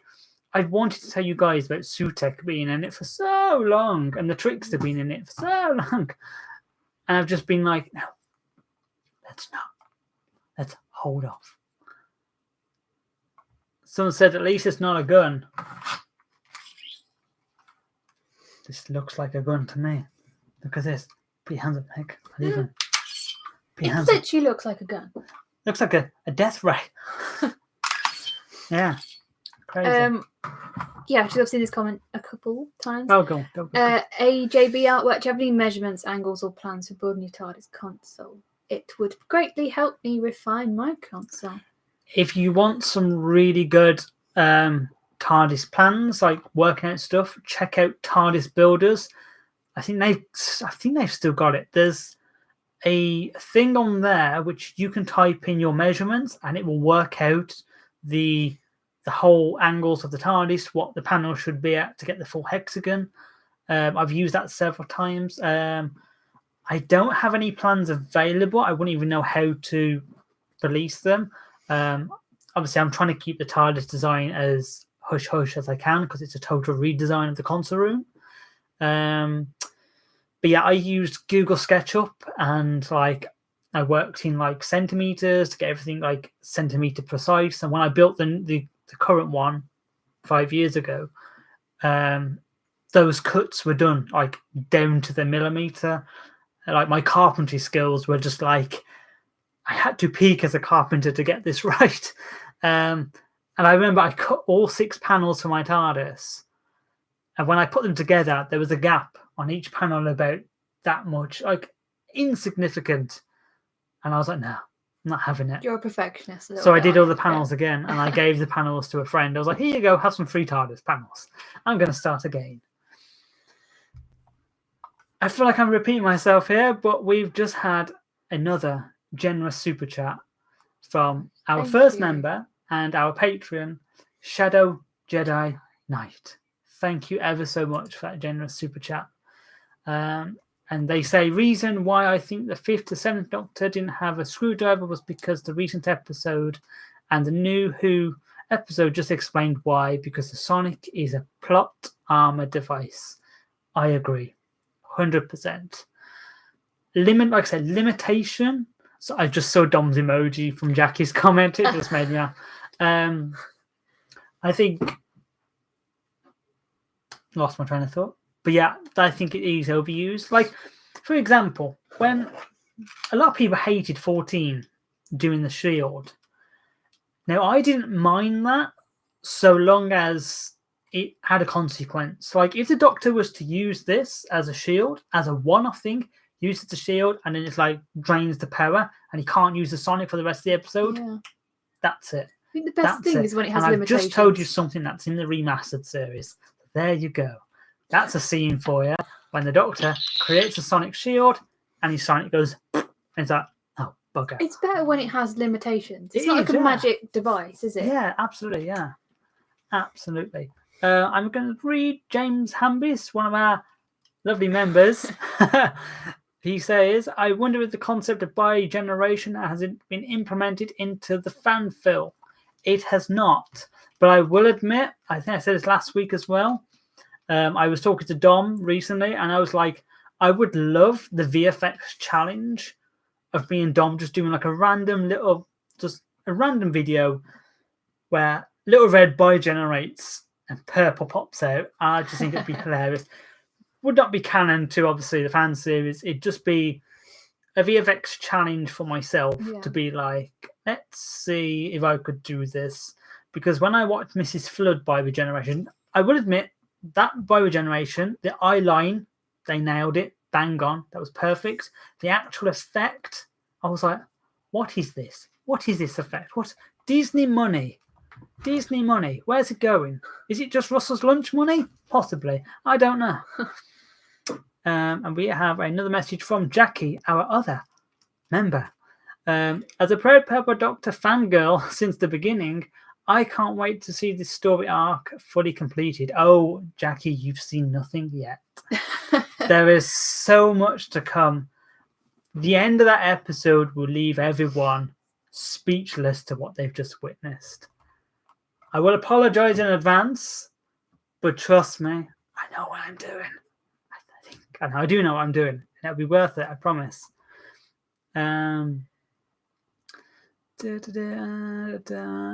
Games for All Games says, honestly, at this time, DW 2012 brings in, my opinion, a much-needed fresh take on Doctor Who universe. I enjoy watching it almost more than the official stuff we have at the moment. Well, thank you very much for that, Games for All Gamers. I try my best. Like, I'm doing a Doctor Who fan film. I want to tell my Doctor Who. I don't want to be like, let me just tell the exact same as what's on the TV. Like, I want to break the boundaries of storytelling. I want my characters to have these beautiful story arcs that go on. I want them to have the best character development ever. I see these characters as like a part of me, all of them. I think like we all do. Like you've said, like Megan Williams is like, you and Megan Williams are so like interconnected. And it's the same with Dom and Purple. Like Dom and Dom's Doctor, Dom brings so much to the role that the lines between Dom and the Doctor become so blurred. And it's the same with me and Little Red. Like Little Red to me is like this alter ego, second persona that I sometimes tap into. And like I see him as an actual person, like someone I genuinely care about, because it's a character that I've created, a character that I've written, and I've spent like 13, nearly 14 years of my life with. Like I've been with Little Red longer than you. It's true. So it's like you can't like you watch TV shows all the time. You get attached to these characters, and like you cry when the Doctor regenerates, and it's just because I know, whenever you're going over ideas and stuff, like when you're writing Series 5, or you go through me like ideas, and then or you sent me scripts to read before before we film. I've just been reading it, going like, oh my god, and you imagining acting it, and like it's almost like it's a little. I don't know, it's strange. You're very attached to it, and like you were like rooting for the characters, and you actually feel. I don't know. Do you remember when I wrote that very first draft of a possible Megan departure, and I read that out, and you cried, and Jay cried, and I swear there was someone else there who cried. I can't remember who was there. There was someone else there. Yeah. That's what you want, because like these characters Well, it seems pathetic. Like, oh, you know, they're Doctor Who fan characters. They're still characters. They are just as significant as the characters in Doctor Who. Like when I watched The Walking Dead, and that scene when Negan smacks Glenn with the baseball bat, I'd watched The Walking Dead the whole time, like all these years. It made me feel genuinely sick to my stomach because there was a character that I was like, I genuinely care about his character. I don't want to see the end of this character. It's like we watched Superstore, fantastic TV series. Yeah. When that show ended, and you see that last episode with the characters, me and Meg was in absolute tears. Like it's a happy ending, but it was so beautifully done. Yeah. It was so beautiful, and it was just like you get attached to these characters, and it's saying like when you are those characters, it's even more so because it's like they're a part of you. You know, like I write Tommy so much like Ben that I couldn't tell you the difference. It's weird. You bring yourself to the characters, and I think because we've done it for so long, you feel like you've kind of grown with them a little bit. Yeah, absolutely, yeah. And like you want that development, you sort of go that, I don't know, you live that sort of story that they're living. Yeah. On. And you just, I know we're in our own little niche, little world of our channel and fan series and stuff, but it's like I don't know. It's a very big deal. This Sarah, she's trying to cause friction here. Sarah Glover says, "Little Red was your first partner. Meg comes second." I'm already married. I'm sorry. I'm married to the job. It's I'm just gonna read. I just saw a comment. Someone asked. It's a different comment to Doctor Who, which was Sean. Says your favourite Walking Dead character and the villain. I think Negan was definitely my favourite character, like in the first few seasons when he appeared. I did like the Governor as well. In terms of actual characters, I might be cliche and say Rick, because like when Rick left the show, that was when I was like, this is when I jump off. Yeah, it felt right. It was like, the show's changing. I don't think it's for me anymore. Deathpaw the Fonks says, both Doctors are absolutely fantastic. The Red and Purple are such great incarnations. They have so much personality and character and actually feel like people with thoughts and feelings. I mean, that's the thing, like, we're not actors. We don't ever claim. I mean, you're probably more close to being an actor because you was in Doctor Who. But we don't ever claim to be professional actors. But it's like acting is literally just reacting, and you try to do it as natural as possible. You don't think about it too much. It's like if I was this person and I was in this position, what would I say? How would I say it? What would I be thinking? That's what you bring to the role. It's like they've become us a little bit. They have, yeah. Like our own little secondary little world. I don't know. Yeah. And like there's comments on there where it's like, oh, the acting's bad, and it's like, well, we're not Hollywood actors, are we? We don't claim to be, but even still, acting's acting. I don't think there's any such thing as good acting as bad acting. Obviously there's range in terms of acting, like who can act to certain levels. Like I can't scream for shit. Like I've tried. I wrote it in scripts. The Doctor screams. I'm the same, yeah. And like I'm like, then I know in future you don't write that for that character because you don't know. You know I can't scream. You're creating your own like art. You know, it's your own passion. Yeah, like Time Wiz says, any acting is art. Yeah. It's true. It's true. Art is what it is, and it's like I don't think anyone can criticize acting because I think everyone brings something so different and so unique to any role. Here's a question. Does it feel like you're saying lines, or does it feel like you're kind of speaking as the character? It's speaking as a character. Yeah. There's like so many times where like obviously there's some lines that you're constantly trying to think of in your head because it's such a bloody tongue twister. But the majority of times it comes so natural, and it's why you ad-lib because you're like, oh well, the character would probably say this bit and that bit. Like when Dom's acting, like Dom has so much free reign of how he tells his Doctor's character and story and how he gets that across. He's, he ad-libs a little bit, he ad-libs up there, and that's totally fine because that's Dom coming through, and that's the important bit of the character. That's the bit that like meets in the middle between the writer and between the actor. It's that little bit of what you bring to it.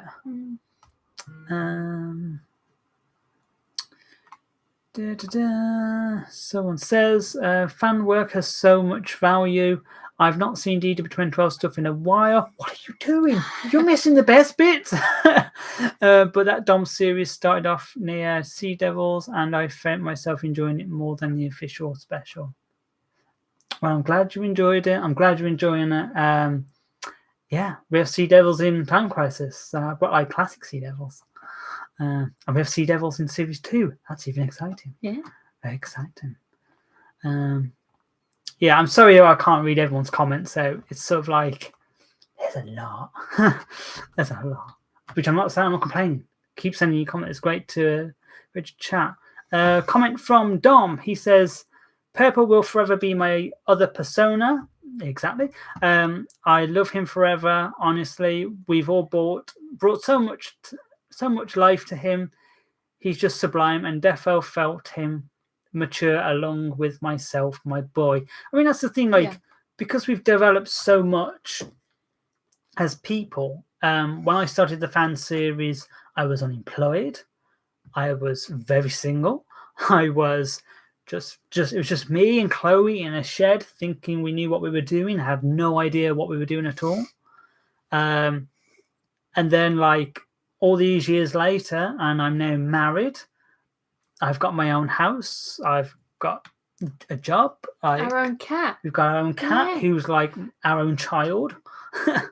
Just to put into perspective and how long we worked on Series 5. When we started Series 5, we weren't even engaged. We weren't even engaged, yeah. Mad. Yeah.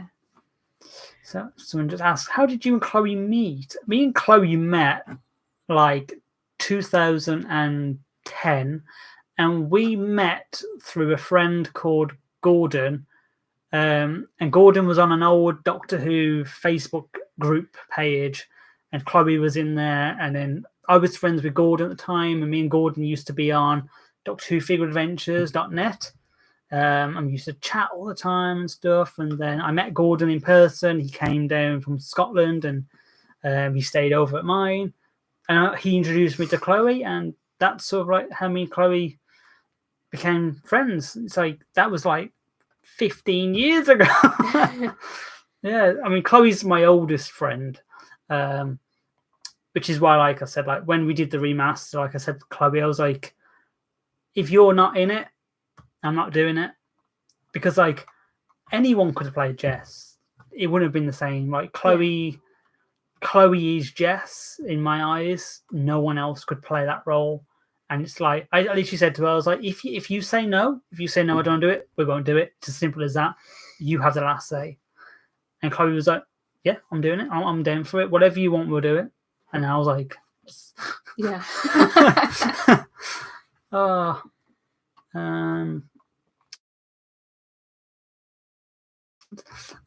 Jackie says, how do Dom and Luke feel that some of their viewers who have been here since the late 2010s have all ended up inspired to become their own Doctors? Honestly, like I'm glad. Like I saw a reel earlier, a YouTube short of a guy who's built his own TARDIS, heavily inspired off my TARDIS.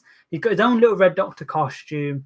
He's done the whole police box into the console. And just when you see stuff like that, it's like, it really puts into perspective, like the amount of people that like we've touched, like their lives that we've touched and been inspired about. And it's great. Honestly, it's great. Like I fully like commend anyone who does fan stuff, whoever takes that leap, because it's so massive. And you're really putting yourself out there, putting yourself online, your life and everything. I commend anyone sort of with the huge respects to people who do it. And then to be like that person who everyone's inspired off, like when people say, you've inspired me, it's just like, it's amazing. Like you can't quite put it into perspective. Like when you film these videos, when we're there filming it, it's such like our own little world. Yeah. That you just, when you see people come up to you and go, oh my God, like, you're the Doctor Who guy, I love your stuff. It's like, it's mental. Like, it's so mad, but it's like the best thing ever. Like, I couldn't have asked for anything else more. That is such a nice feeling. It's a really nice feeling. It's something that you can never get used to as well. Yeah, I don't think it's a lot of what's it called now? Oh, there's that saying. It's like imposter syndrome. Imposter syndrome. That's it. Yeah, I was thinking personality. Yeah, there's a lot of imposter syndrome. It's like when we were filming like a couple of weeks back, and we just finished filming, and we were walking away from the location.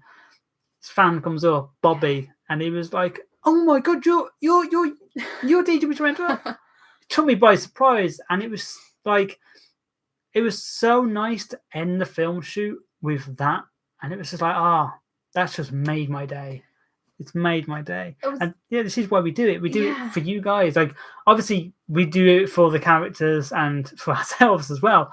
But like, it's for you guys. And you guys, like, the amount of times that people are like just jumping on board and like loving these characters, like, we absolutely, like, it's all for you guys. Like, yeah.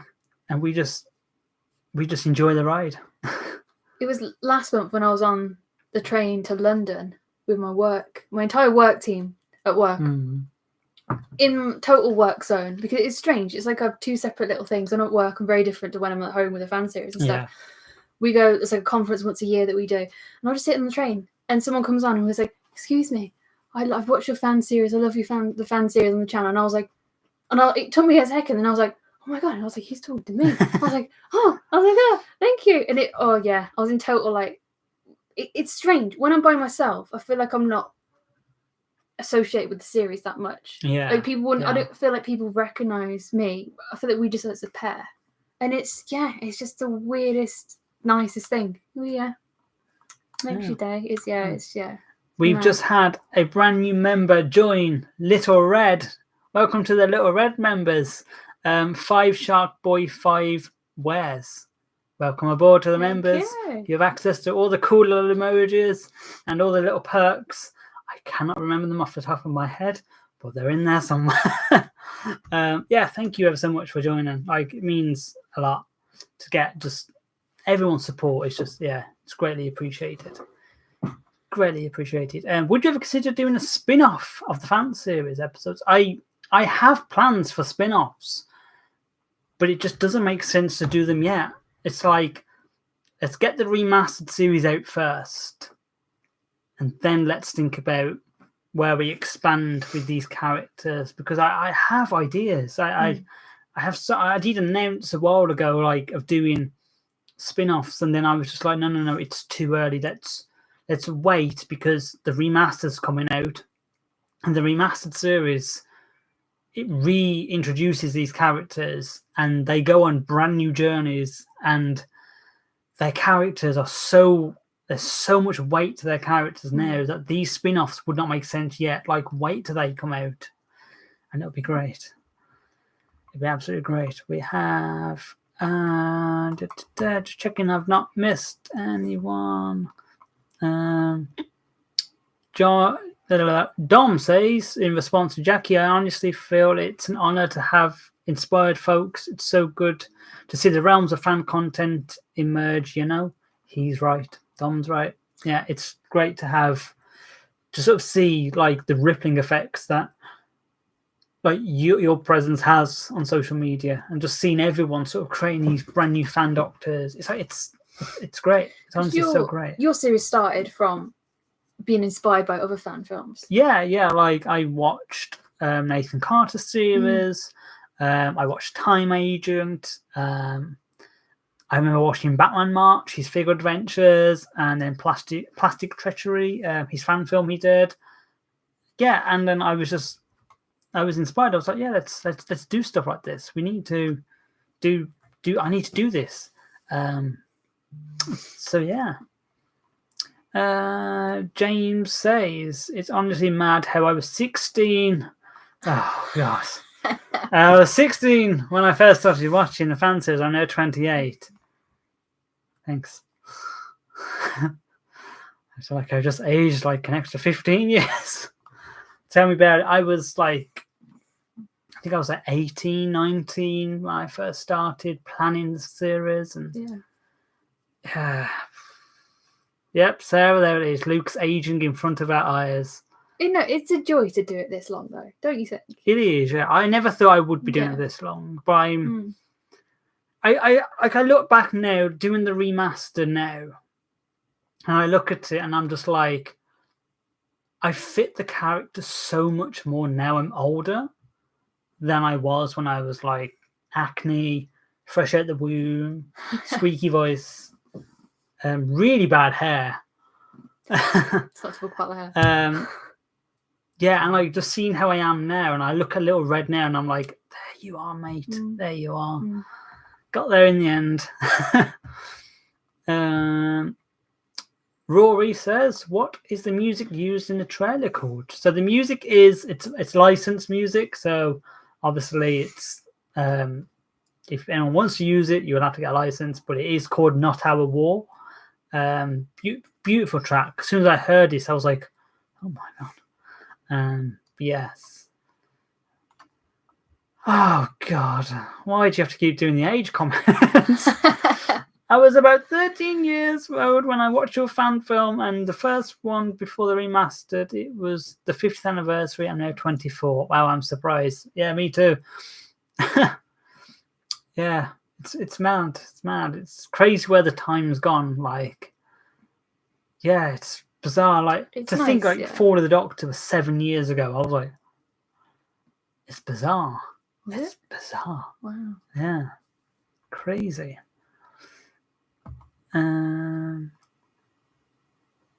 Jamie Whitehouse. I did see a comment earlier saying I've inspired him to do his own Doctor Who fan film. I'm also new and still learning how to edit, put together episode scripts together for my fan films. I'm still in the process of doing that. I'm the same. Every day is a learning curve on Doctor Who.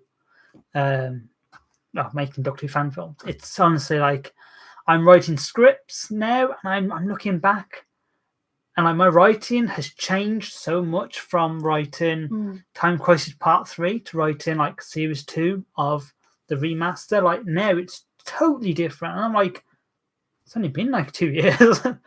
I'm always also learning like brand new stuff, like brand new camera stuff and brand new ways of editing and new cuts, and like learning how to do new VFX. Like everything, it's a constant learning curve. I don't think there'll ever be a point where I'm just like, I've learned everything and this is it. I'm just stuck, and like you're always constantly learning. You do shots, and then you're like, oh, this would be a cool idea for this. Like with new episodes coming up, I'm like, oh, I want to do this shot like this because I think that'd be quite interesting, and just experimenting with brand new stuff. It's always learning, always learning. Yeah,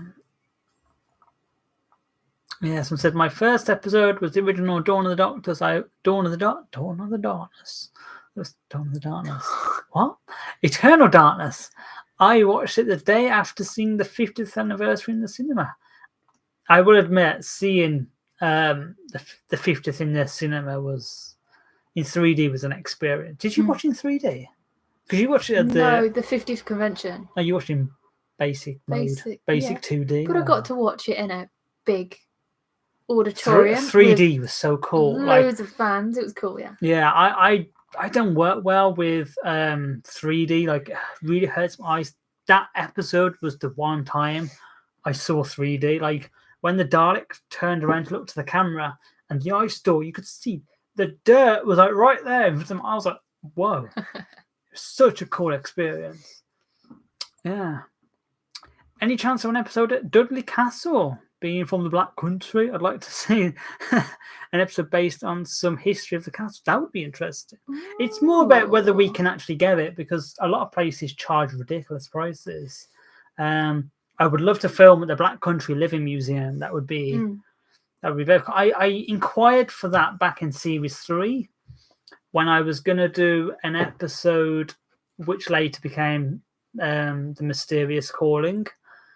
And it was set in like Victorian times with Annabelle, who was like a Victorian lady, and it was a merge between Age of Humanity and Mysterious Calling, and then those ideas obviously went on to those episodes, And I remember when I inquired, I was like, "Hi, can I use your location?" And they were like, "Yeah, it's like several £1,000s a day." And I was like, "What?"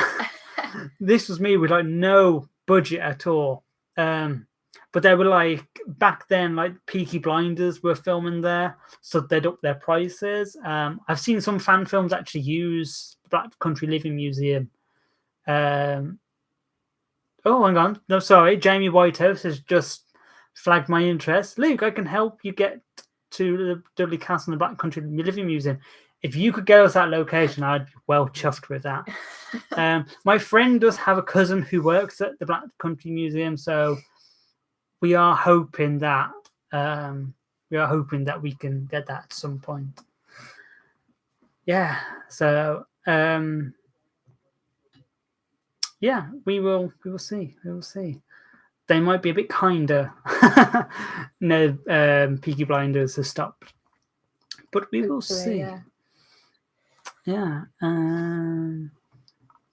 James says he's going to head off now, but I shall be back whenever you're on next. Take care, and I'll catch you both later. Tally-o. Thank you. Tally-o.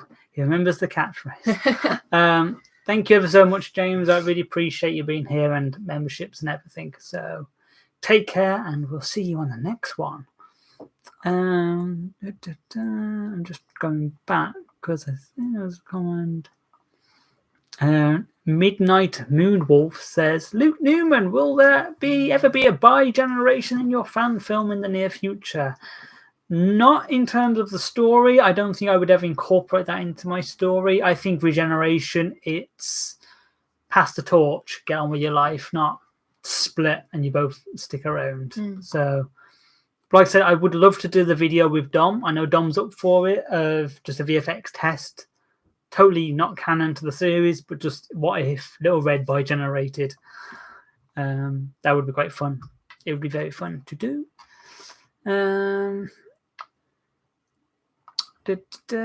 Meg should be your next Doctor. Being a past companion doesn't rule you out. Imagine that. Meg as Meg. Meg and Meg as the companion and the Doctor. Be a cheap episode there. You don't have to pay you once. What would you do? Like a split screen? Yeah, just on the split screens. Imagine that. Yeah.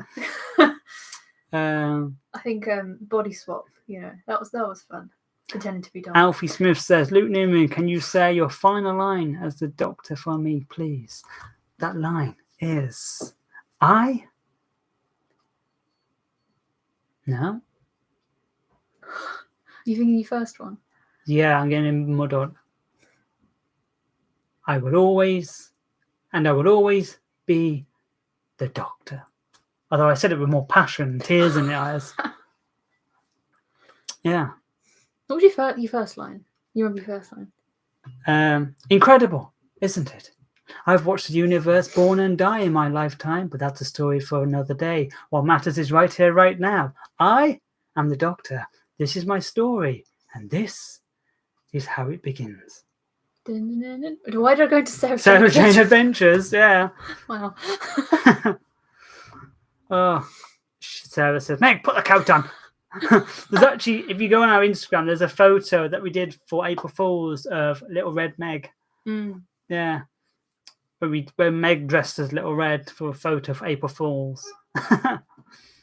Jackie Smith says, what was the thinking behind Tally-o with Little Red's catchphrase? Same question for Radical as Purple. I think I just sort of looked for catchphrases that hadn't been taken. Because everyone, like, obviously we had Fantastic and Geronimo. I think that's all we had at that point when I started.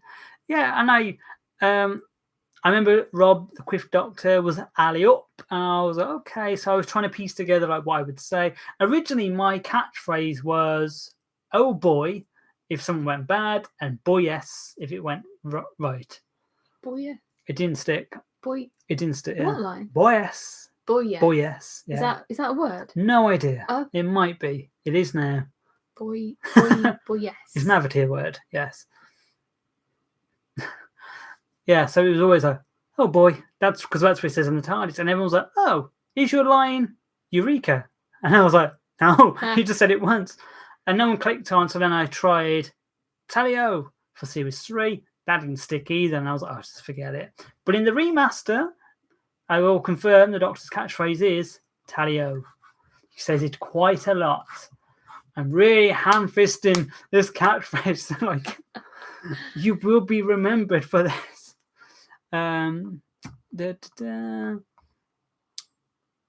Will Meg play her iconic role in Glitch again? I don't think you will. I don't think you're playing Cavi. Oh. It's funny, not a lot of people knew Meg played Cavi. It's like iconic role. I was like, and Meg was in like a bald cap, and she was like, Mayday, Mayday. Mayday, Mayday. This is the scientific research ship Galactica 4. The crew are dead, and there's something aboard this ship. If anyone hears this message, please send help. So in sync, because we've done that so much, and it's like I took control to ensure no one would interfere with your return pod. You just couldn't help yourselves. Oh my God. Like lines like that, because they're lines that we've said so often. They've just ended up. It's when you're editing, and I'm just hearing these lines going over and over again. Well, the thing is, you did the lip movement for Sarah, for Angela as the Slitheen. Did I? Yeah. So you put the teeth in. Oh, I did. You had, because basically Sarah recorded the lines. She was straight on. She recorded the lines, and the Slitheen just has like a normal mouth. And it just, I was like, it's ruining it, just not seeing the mouth move. I think I can't smell the bin again. And then I got Meg to sort of sit there with these teeth in, nice and still, camera there. And then obviously she did the animation for I Took Control. And she had to dub it, like almost dub Sarah's lines. So she was doing the lip movements to Sarah. So it was like the reverse of ADR. Why. Oh, that's just been deleted from my memory. Yeah. And then Meg's mouth was composited onto the Slitheen. Her lips were painted green in post. Yeah. Very complicated stuff. Very complicated stuff. That line is so Red Dwarf. With Holly. Holly's got some cracking lines. I love Holly's lines. Yeah, Holly's humour, Red Dwarf. I love that. Like, absolutely amazing. Sorry,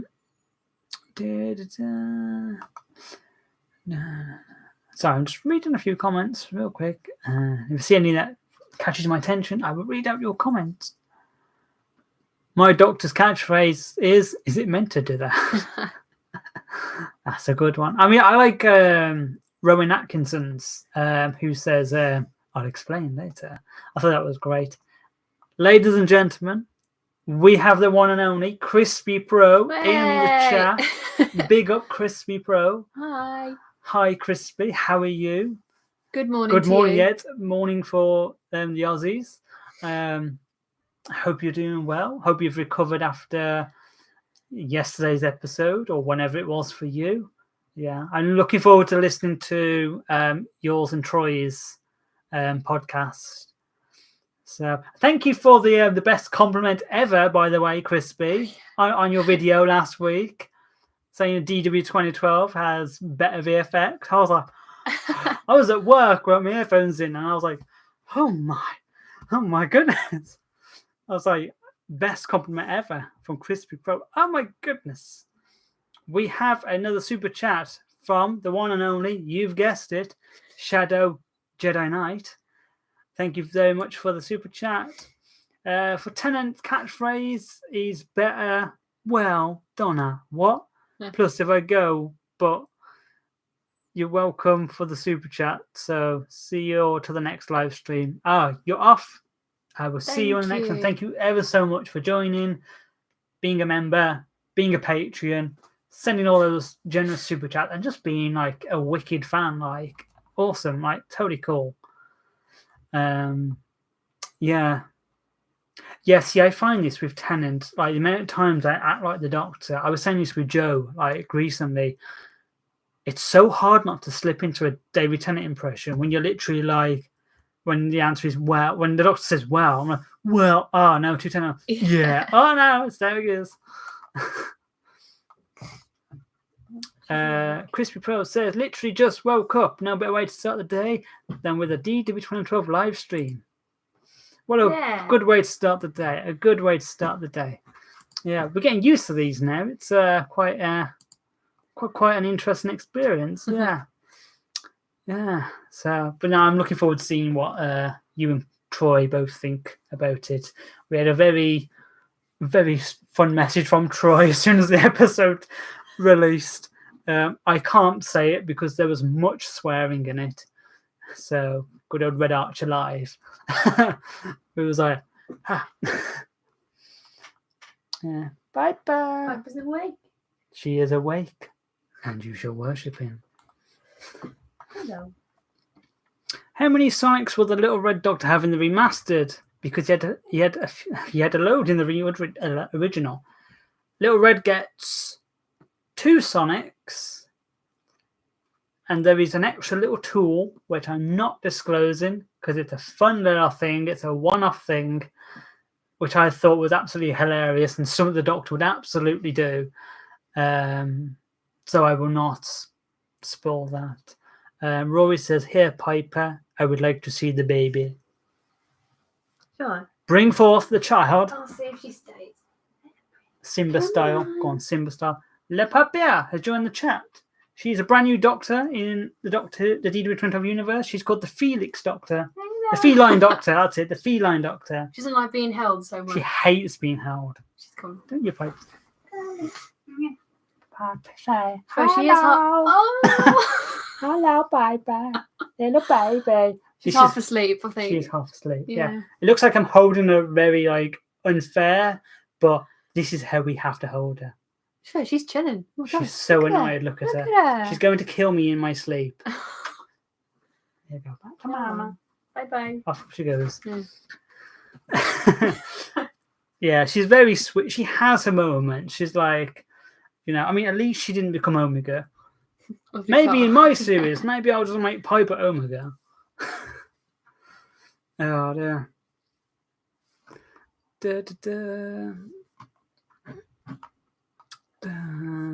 Sarah said Troy's tweet went quite viral and he got a bit of haters. Did he? Wow. I need to check that.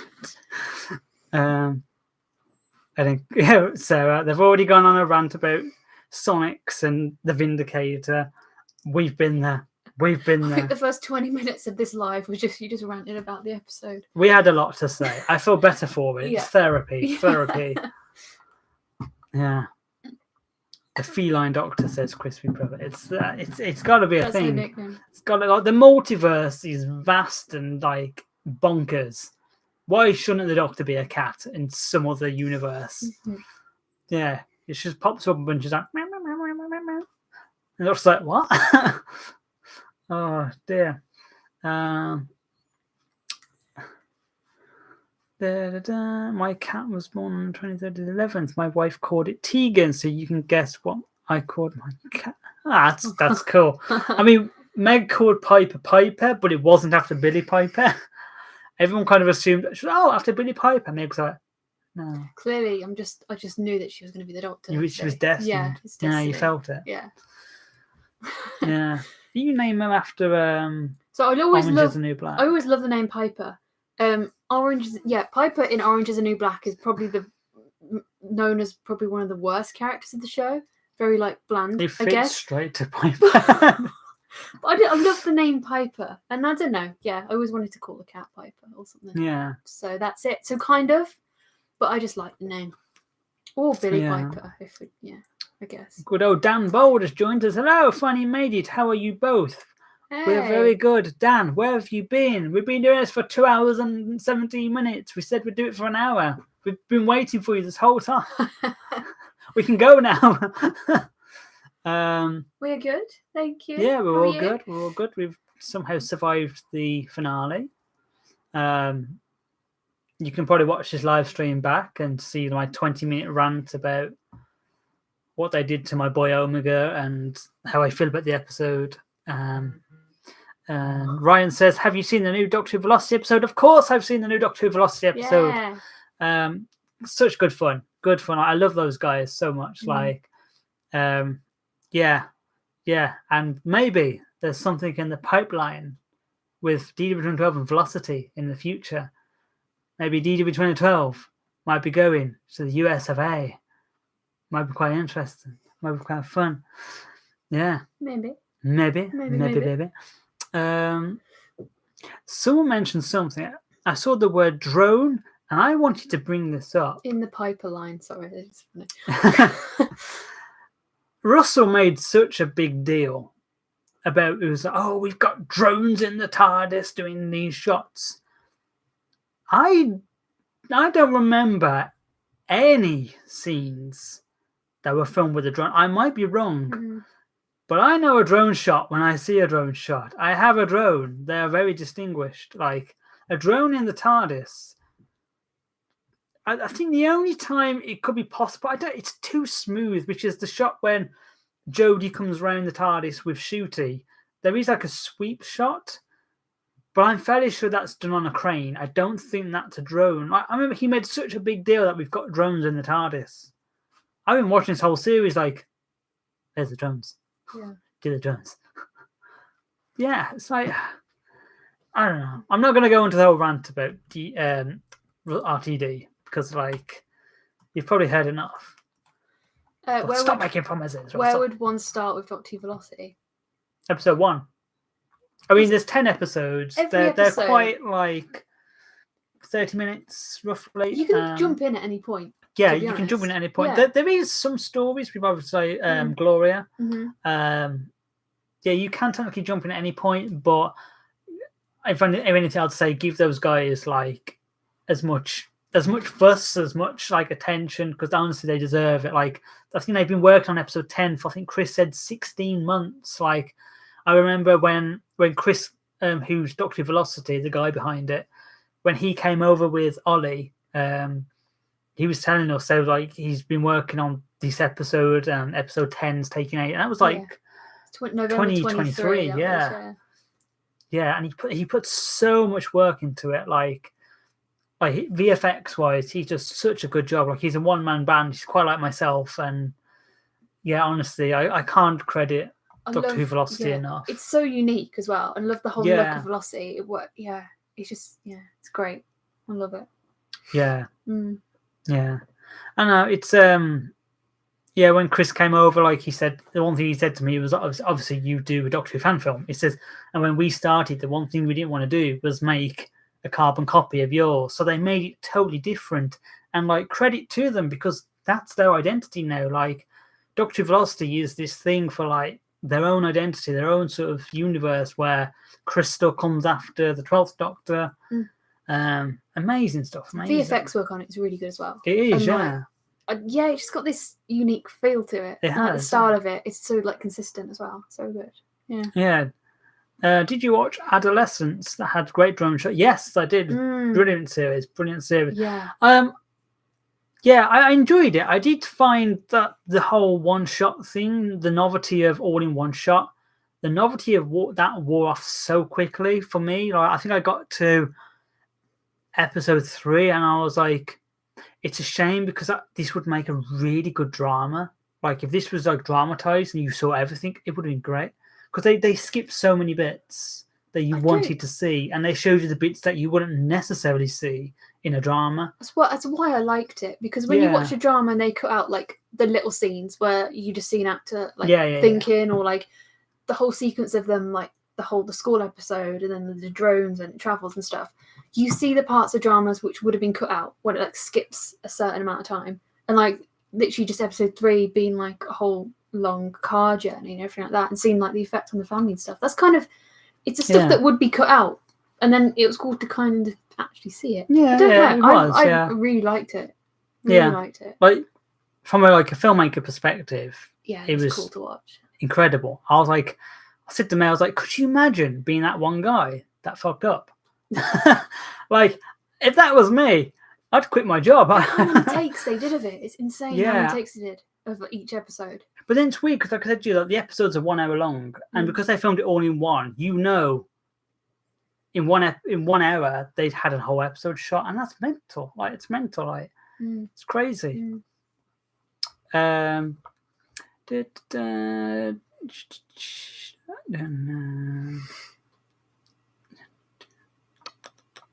Just Just reading a few comments. Which Doctor Who fan film series would you recommend?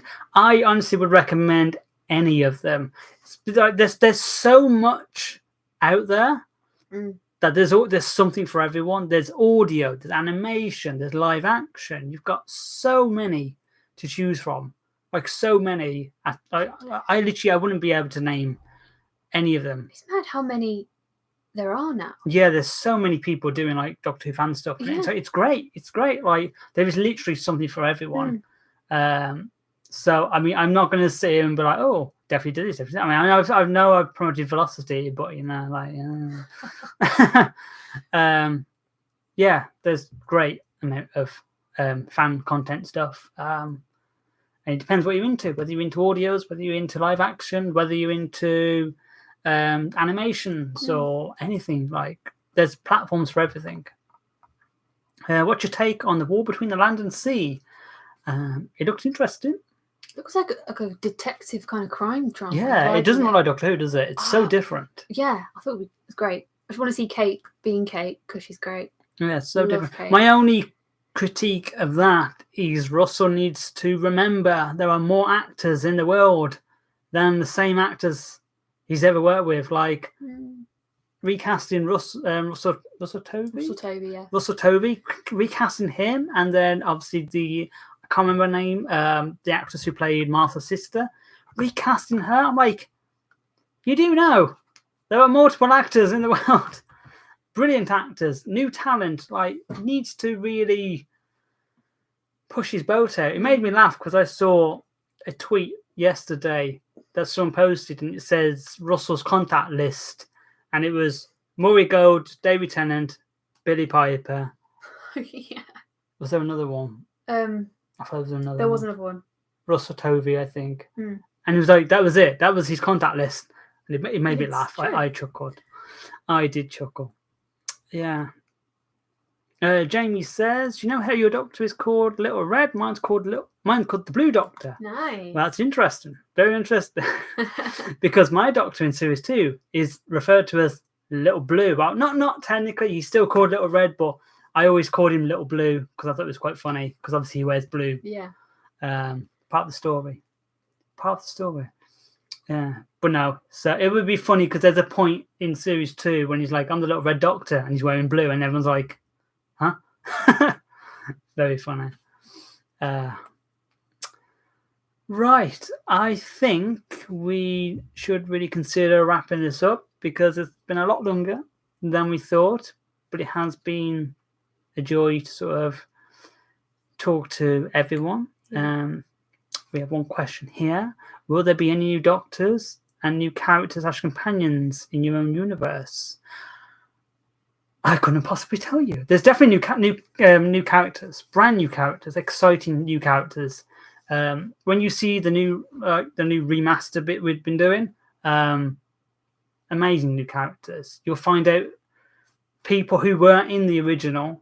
These brand new characters are being created, and so many of them, so many, and like played by like really good people, really like fabulous people. Like I'm very chuffed to be working with so many new raw talent. It's very exciting.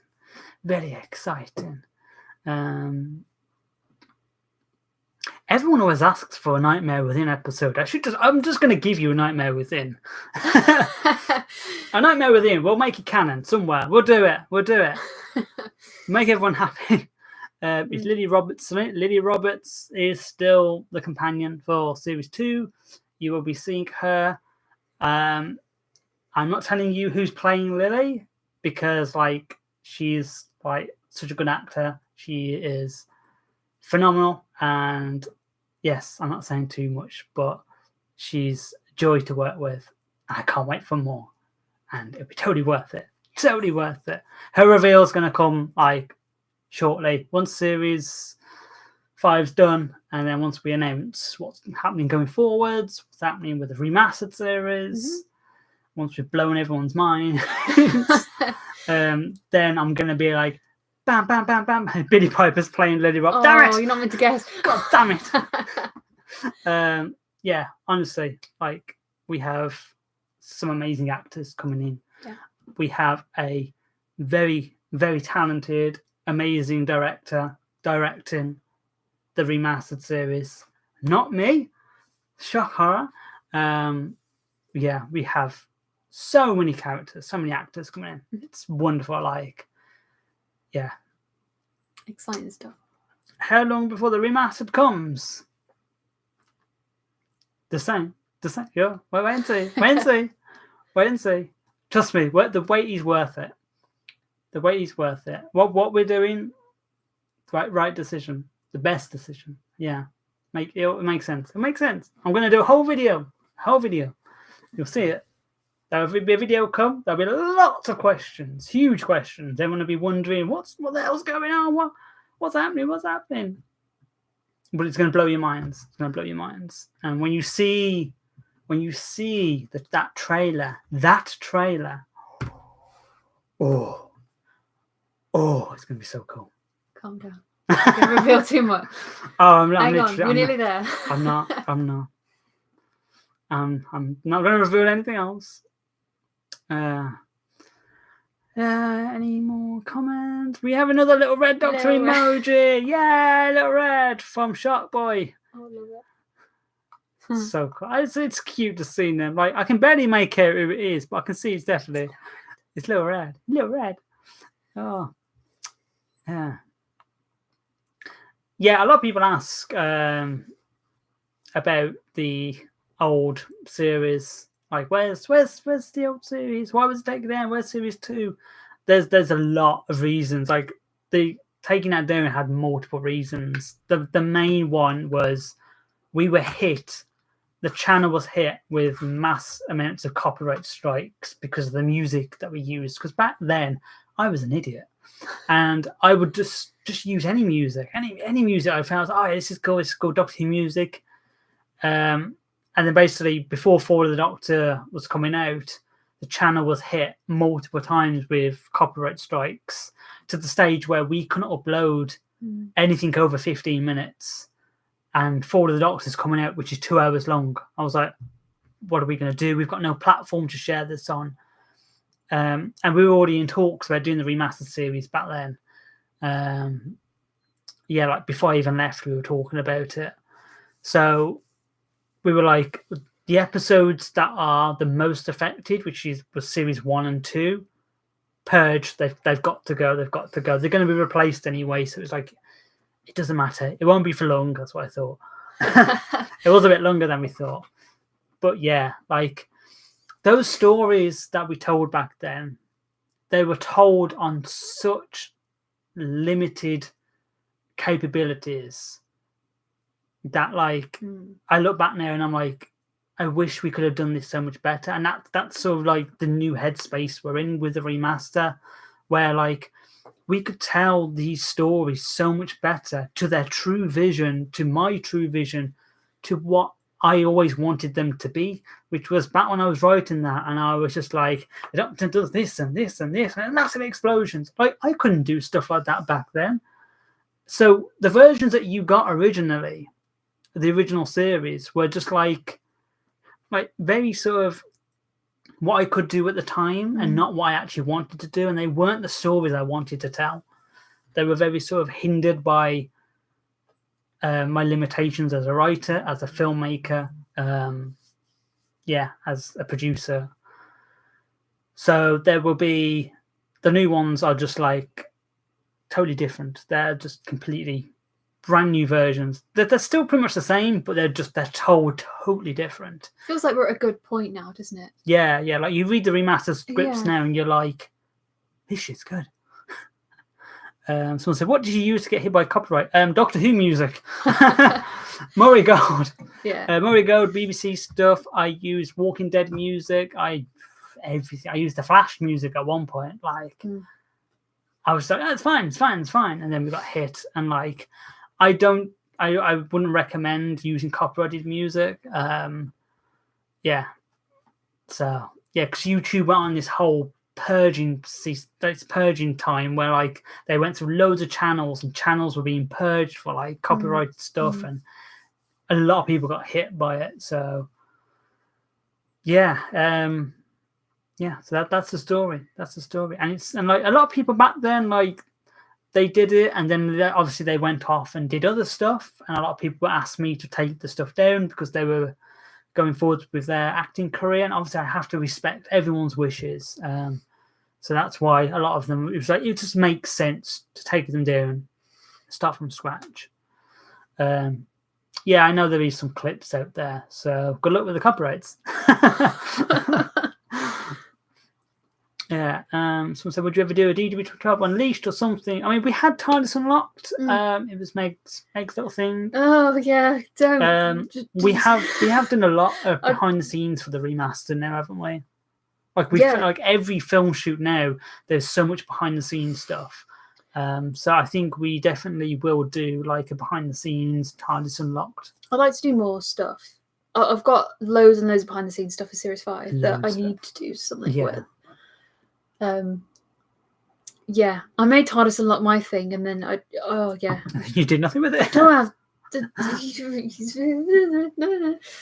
Sometime I will. Yeah, we will. Dan Bold says, I can't wait to see how the remastered Series 2 episodes come out.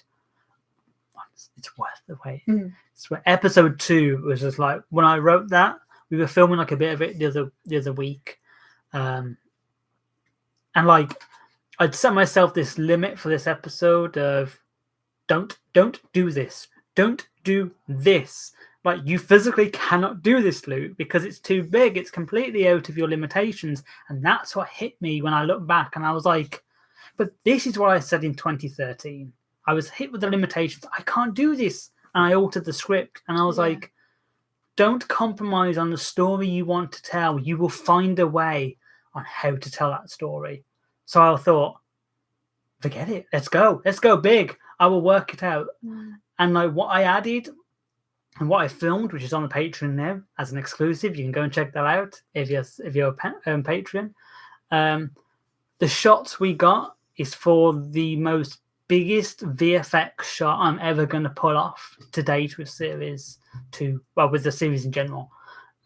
Huge shots and scenes and VFX. It's going to be amazing. Yeah. Now you brought the Slytherin back. Anything is possible. Everything is possible. Oh, I miss the Slytherin. I miss. Good old Angela. Oh. Angela's out there somewhere. You're on Felfotch, Passamere Day, Slytherin. She's in the museum somewhere. Yeah. Yeah. Oh dear. I mean, like, I'm trying to think. There's a scene for an episode of the remaster. This last bit you're getting off me now for the remaster. Then I'm going to stop talking about it. There's a scene of the Doctor like falling through space, landing on the TARDIS roof, jumping off, swinging on the police box sign, and landing in the concert room. I wrote this like, you're mad. And I was like, but I can totally do it.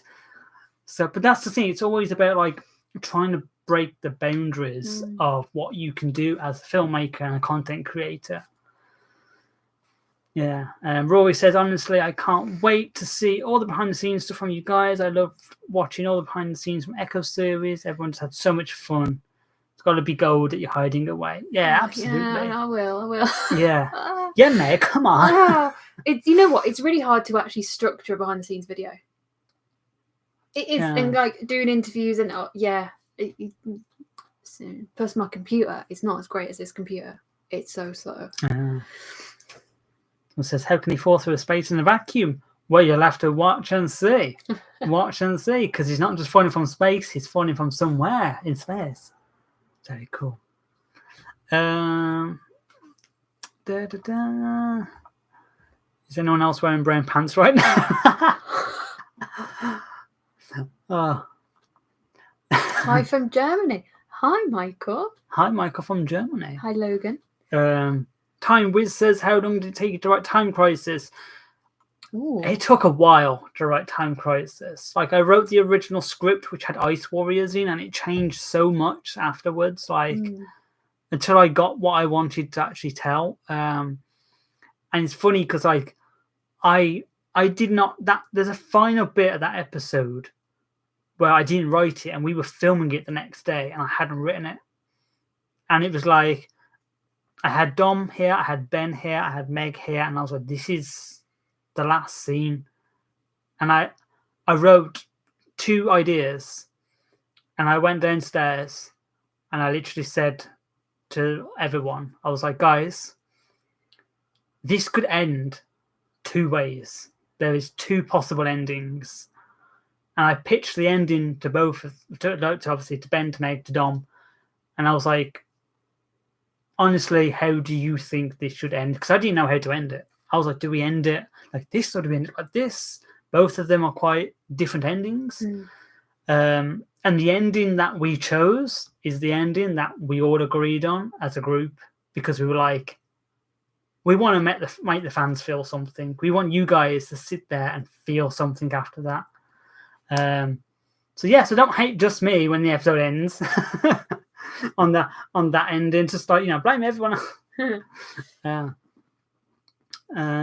trying to wrap this up, but people keep posting really good comments, and I can't help it. Someone says, how long does writing the script take you? It depends. I mean, sometimes I can write a script within a week. Sometimes it could take months to write a script. Like, sometimes I get writer's block. I just can't do it. Yeah. I just can't do it. I haven't written the ending for episode 1 of season 2. Season 2? What is Disney? Series 2. Yeah, so I haven't written that yet, because I've got writer's block on that bit. I'm like, it needs that's a moment right there. But then, like, the finale, like, oh my god, that's beautiful. Like, what I've been writing with that, I was like, oh, look at this gorgeous script, gorgeous. Yeah. Do you feel like RTD just watch fan films like yours, Confused Pods, etc., when people want the Rani Omega back but forgot to explain them for new viewers? I don't think Russell watches any fan films at all, unfortunately. There's like, he connects with Doctor Who fan content creators, but there's something about fan films. I don't think he likes them. Yeah, but I think he just kind of went cliche of, because every time a new woman appears in Doctor Who or there's a threat, everyone always jumps on, it's the Rani, it's Omega. It's been like that for like, I mean, I remember when the Pandorica was opening, everyone was like, it's Omega. Omega's coming out. I think, the show's now done a lot of big old villains already, bringing them back. There's not that many, there probably is, but there's not that many left. I think Omega's the one that people have mentioned for years. So Russell's a bit like, I'm going to do Sutek and I'm going to do Omega. Yeah, because it's what everyone asks for. Yeah. But the thing is, like, I think it's more fun not getting them. I think it's more fun, sort of like the dangling carrot is always more fun than actually eating the carrot. That's the reason why. Because that carrot was part manky. 1 of a finale is normally better than the payoff, because it's the build up that, like, But that's what I think. I'm disappointed with what I did to Omega 2. There's a whole rant at the start of this live stream if you want to go back and watch it. Yeah. Dan Bold said, would you ever venture outside of Doctor Who? I know at one point you were going to do a Star Wars project. I'm assuming you wanted to focus on the main Doctor Who fan film. The thing is, like, with the algorithm of like YouTube and of the socials, it only likes you to be remembered for doing one thing. And I think, like, doing a Doctor Who fan film series but then dabbling in other stuff, I think the audience, you kind of lose it. The algorithm doesn't like it.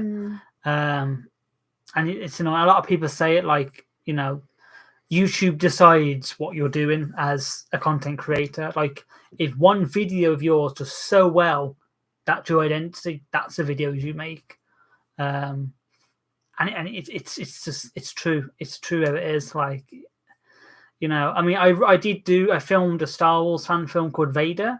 And the reason it never got released, number one, was because I was an idiot again, and I didn't put any tracking markers on the lightsabers, and I filmed that. Was it like 60 frames per second?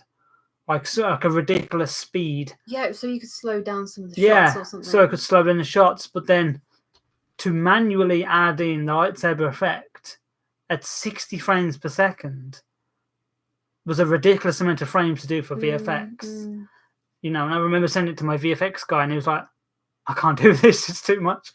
And obviously then when we had the hard drive corrupt, that all got lost and that's gone forever. But I'm glad it did, because it wasn't a great fan film, but it was a bit of fun for one afternoon. Are you both coming London Comic Con in July? Enjoy your Doctor Who series. I was tempted, because good old Colin Baker's going, and I've just completed my Six Doctors cosplay, but we're actually meeting Colin Baker next week. I'm so excited. At the Sophie Aldred book launch, which Meg's in. Hey, Meg's in the book. So, promo for Sean and Sophie Aldred. There's an Ace book coming out, all to do with the jacket, the pins, with input from Sophie Aldred herself. And they've had some like fan interaction with the book as well, Ace cosplays and stuff. And there's an event happening next week in London called launch. Boom. Yeah. So and Terry Malloy's going to be there, and Colin Baker's going to be there, and Colin Baker got announced, and I was like, oh my god, I get to go in my Six Doctor's outfit, and I can stand there and apologise to Colin for wearing the one outfit he hates wearing. So that's going to be fun next week. Yeah, so I will see. I haven't been to LFCC since 2019, and I would love to go back, because I love that. I do love that con, but it would be nice. It would be nice to go. Right, I'm going to wrap this up, because this ended up being so much longer than I wanted. I said an hour, but 2 hours. But time happened. I'd make a shit ton, wouldn't I, mate? To be fair, the Doctor did disappear for 12 years for Amy, so this has been fun. Yeah, it's been lovely meeting you all. Yeah. I met you in 2013 when David was announced. Oh, cool. I remember that. Oh my god, the rush for that when David Tennant got announced, and everyone swarmed. Strange. Yeah. Right. We're going to head off now, but I just want to say thank you ever so much to each and every one of you who has joined us in this live stream. We'll be back very soon again with another live stream. Don't know when. We probably don't have anything to talk about, so it probably won't be next week. But look out. I've got plans to do videos with Dom very soon, and obviously with the cast and crew, where we promote the shit out of Time Crisis Part 3. So I hope you all enjoy Time Crisis Part 3, if I don't speak to you sooner. Sarah's finally got the message and said, I'll stop asking difficult questions. Thank you, Sarah. Ask them. No, honestly, it was lovely, lovely chatting with you all. And thank you, everyone who super chatted, everyone who joined as a member. We also have a Patreon. I'll put it in the link in the description after this has gone out. So you can become a Patreon and help support the series and get lots of cool goodies. It's good fun. Yes. Oh, I'm enjoying them. I'm enjoying the streams. It's good. Yeah, it's good fun. Yeah. Good fun. Interaction. Look at me being a YouTuber. It's only took me 15 years. Yeah. Big up Time Crisis, Yeah. Woo, Time Crisis. Go watch the trailer. I'm sure you have, but go watch it again. How much is the Patreon? We have several different tiers that range from £3.50 with your name in the credits. They go, you get to ask Luke a question for so much amount. You get to have a video call with me for 30 minutes each month for £30 or how much it is. Links all in below and everything. It's all fancy, and we've got like cool thumbnails and stuff. Yay!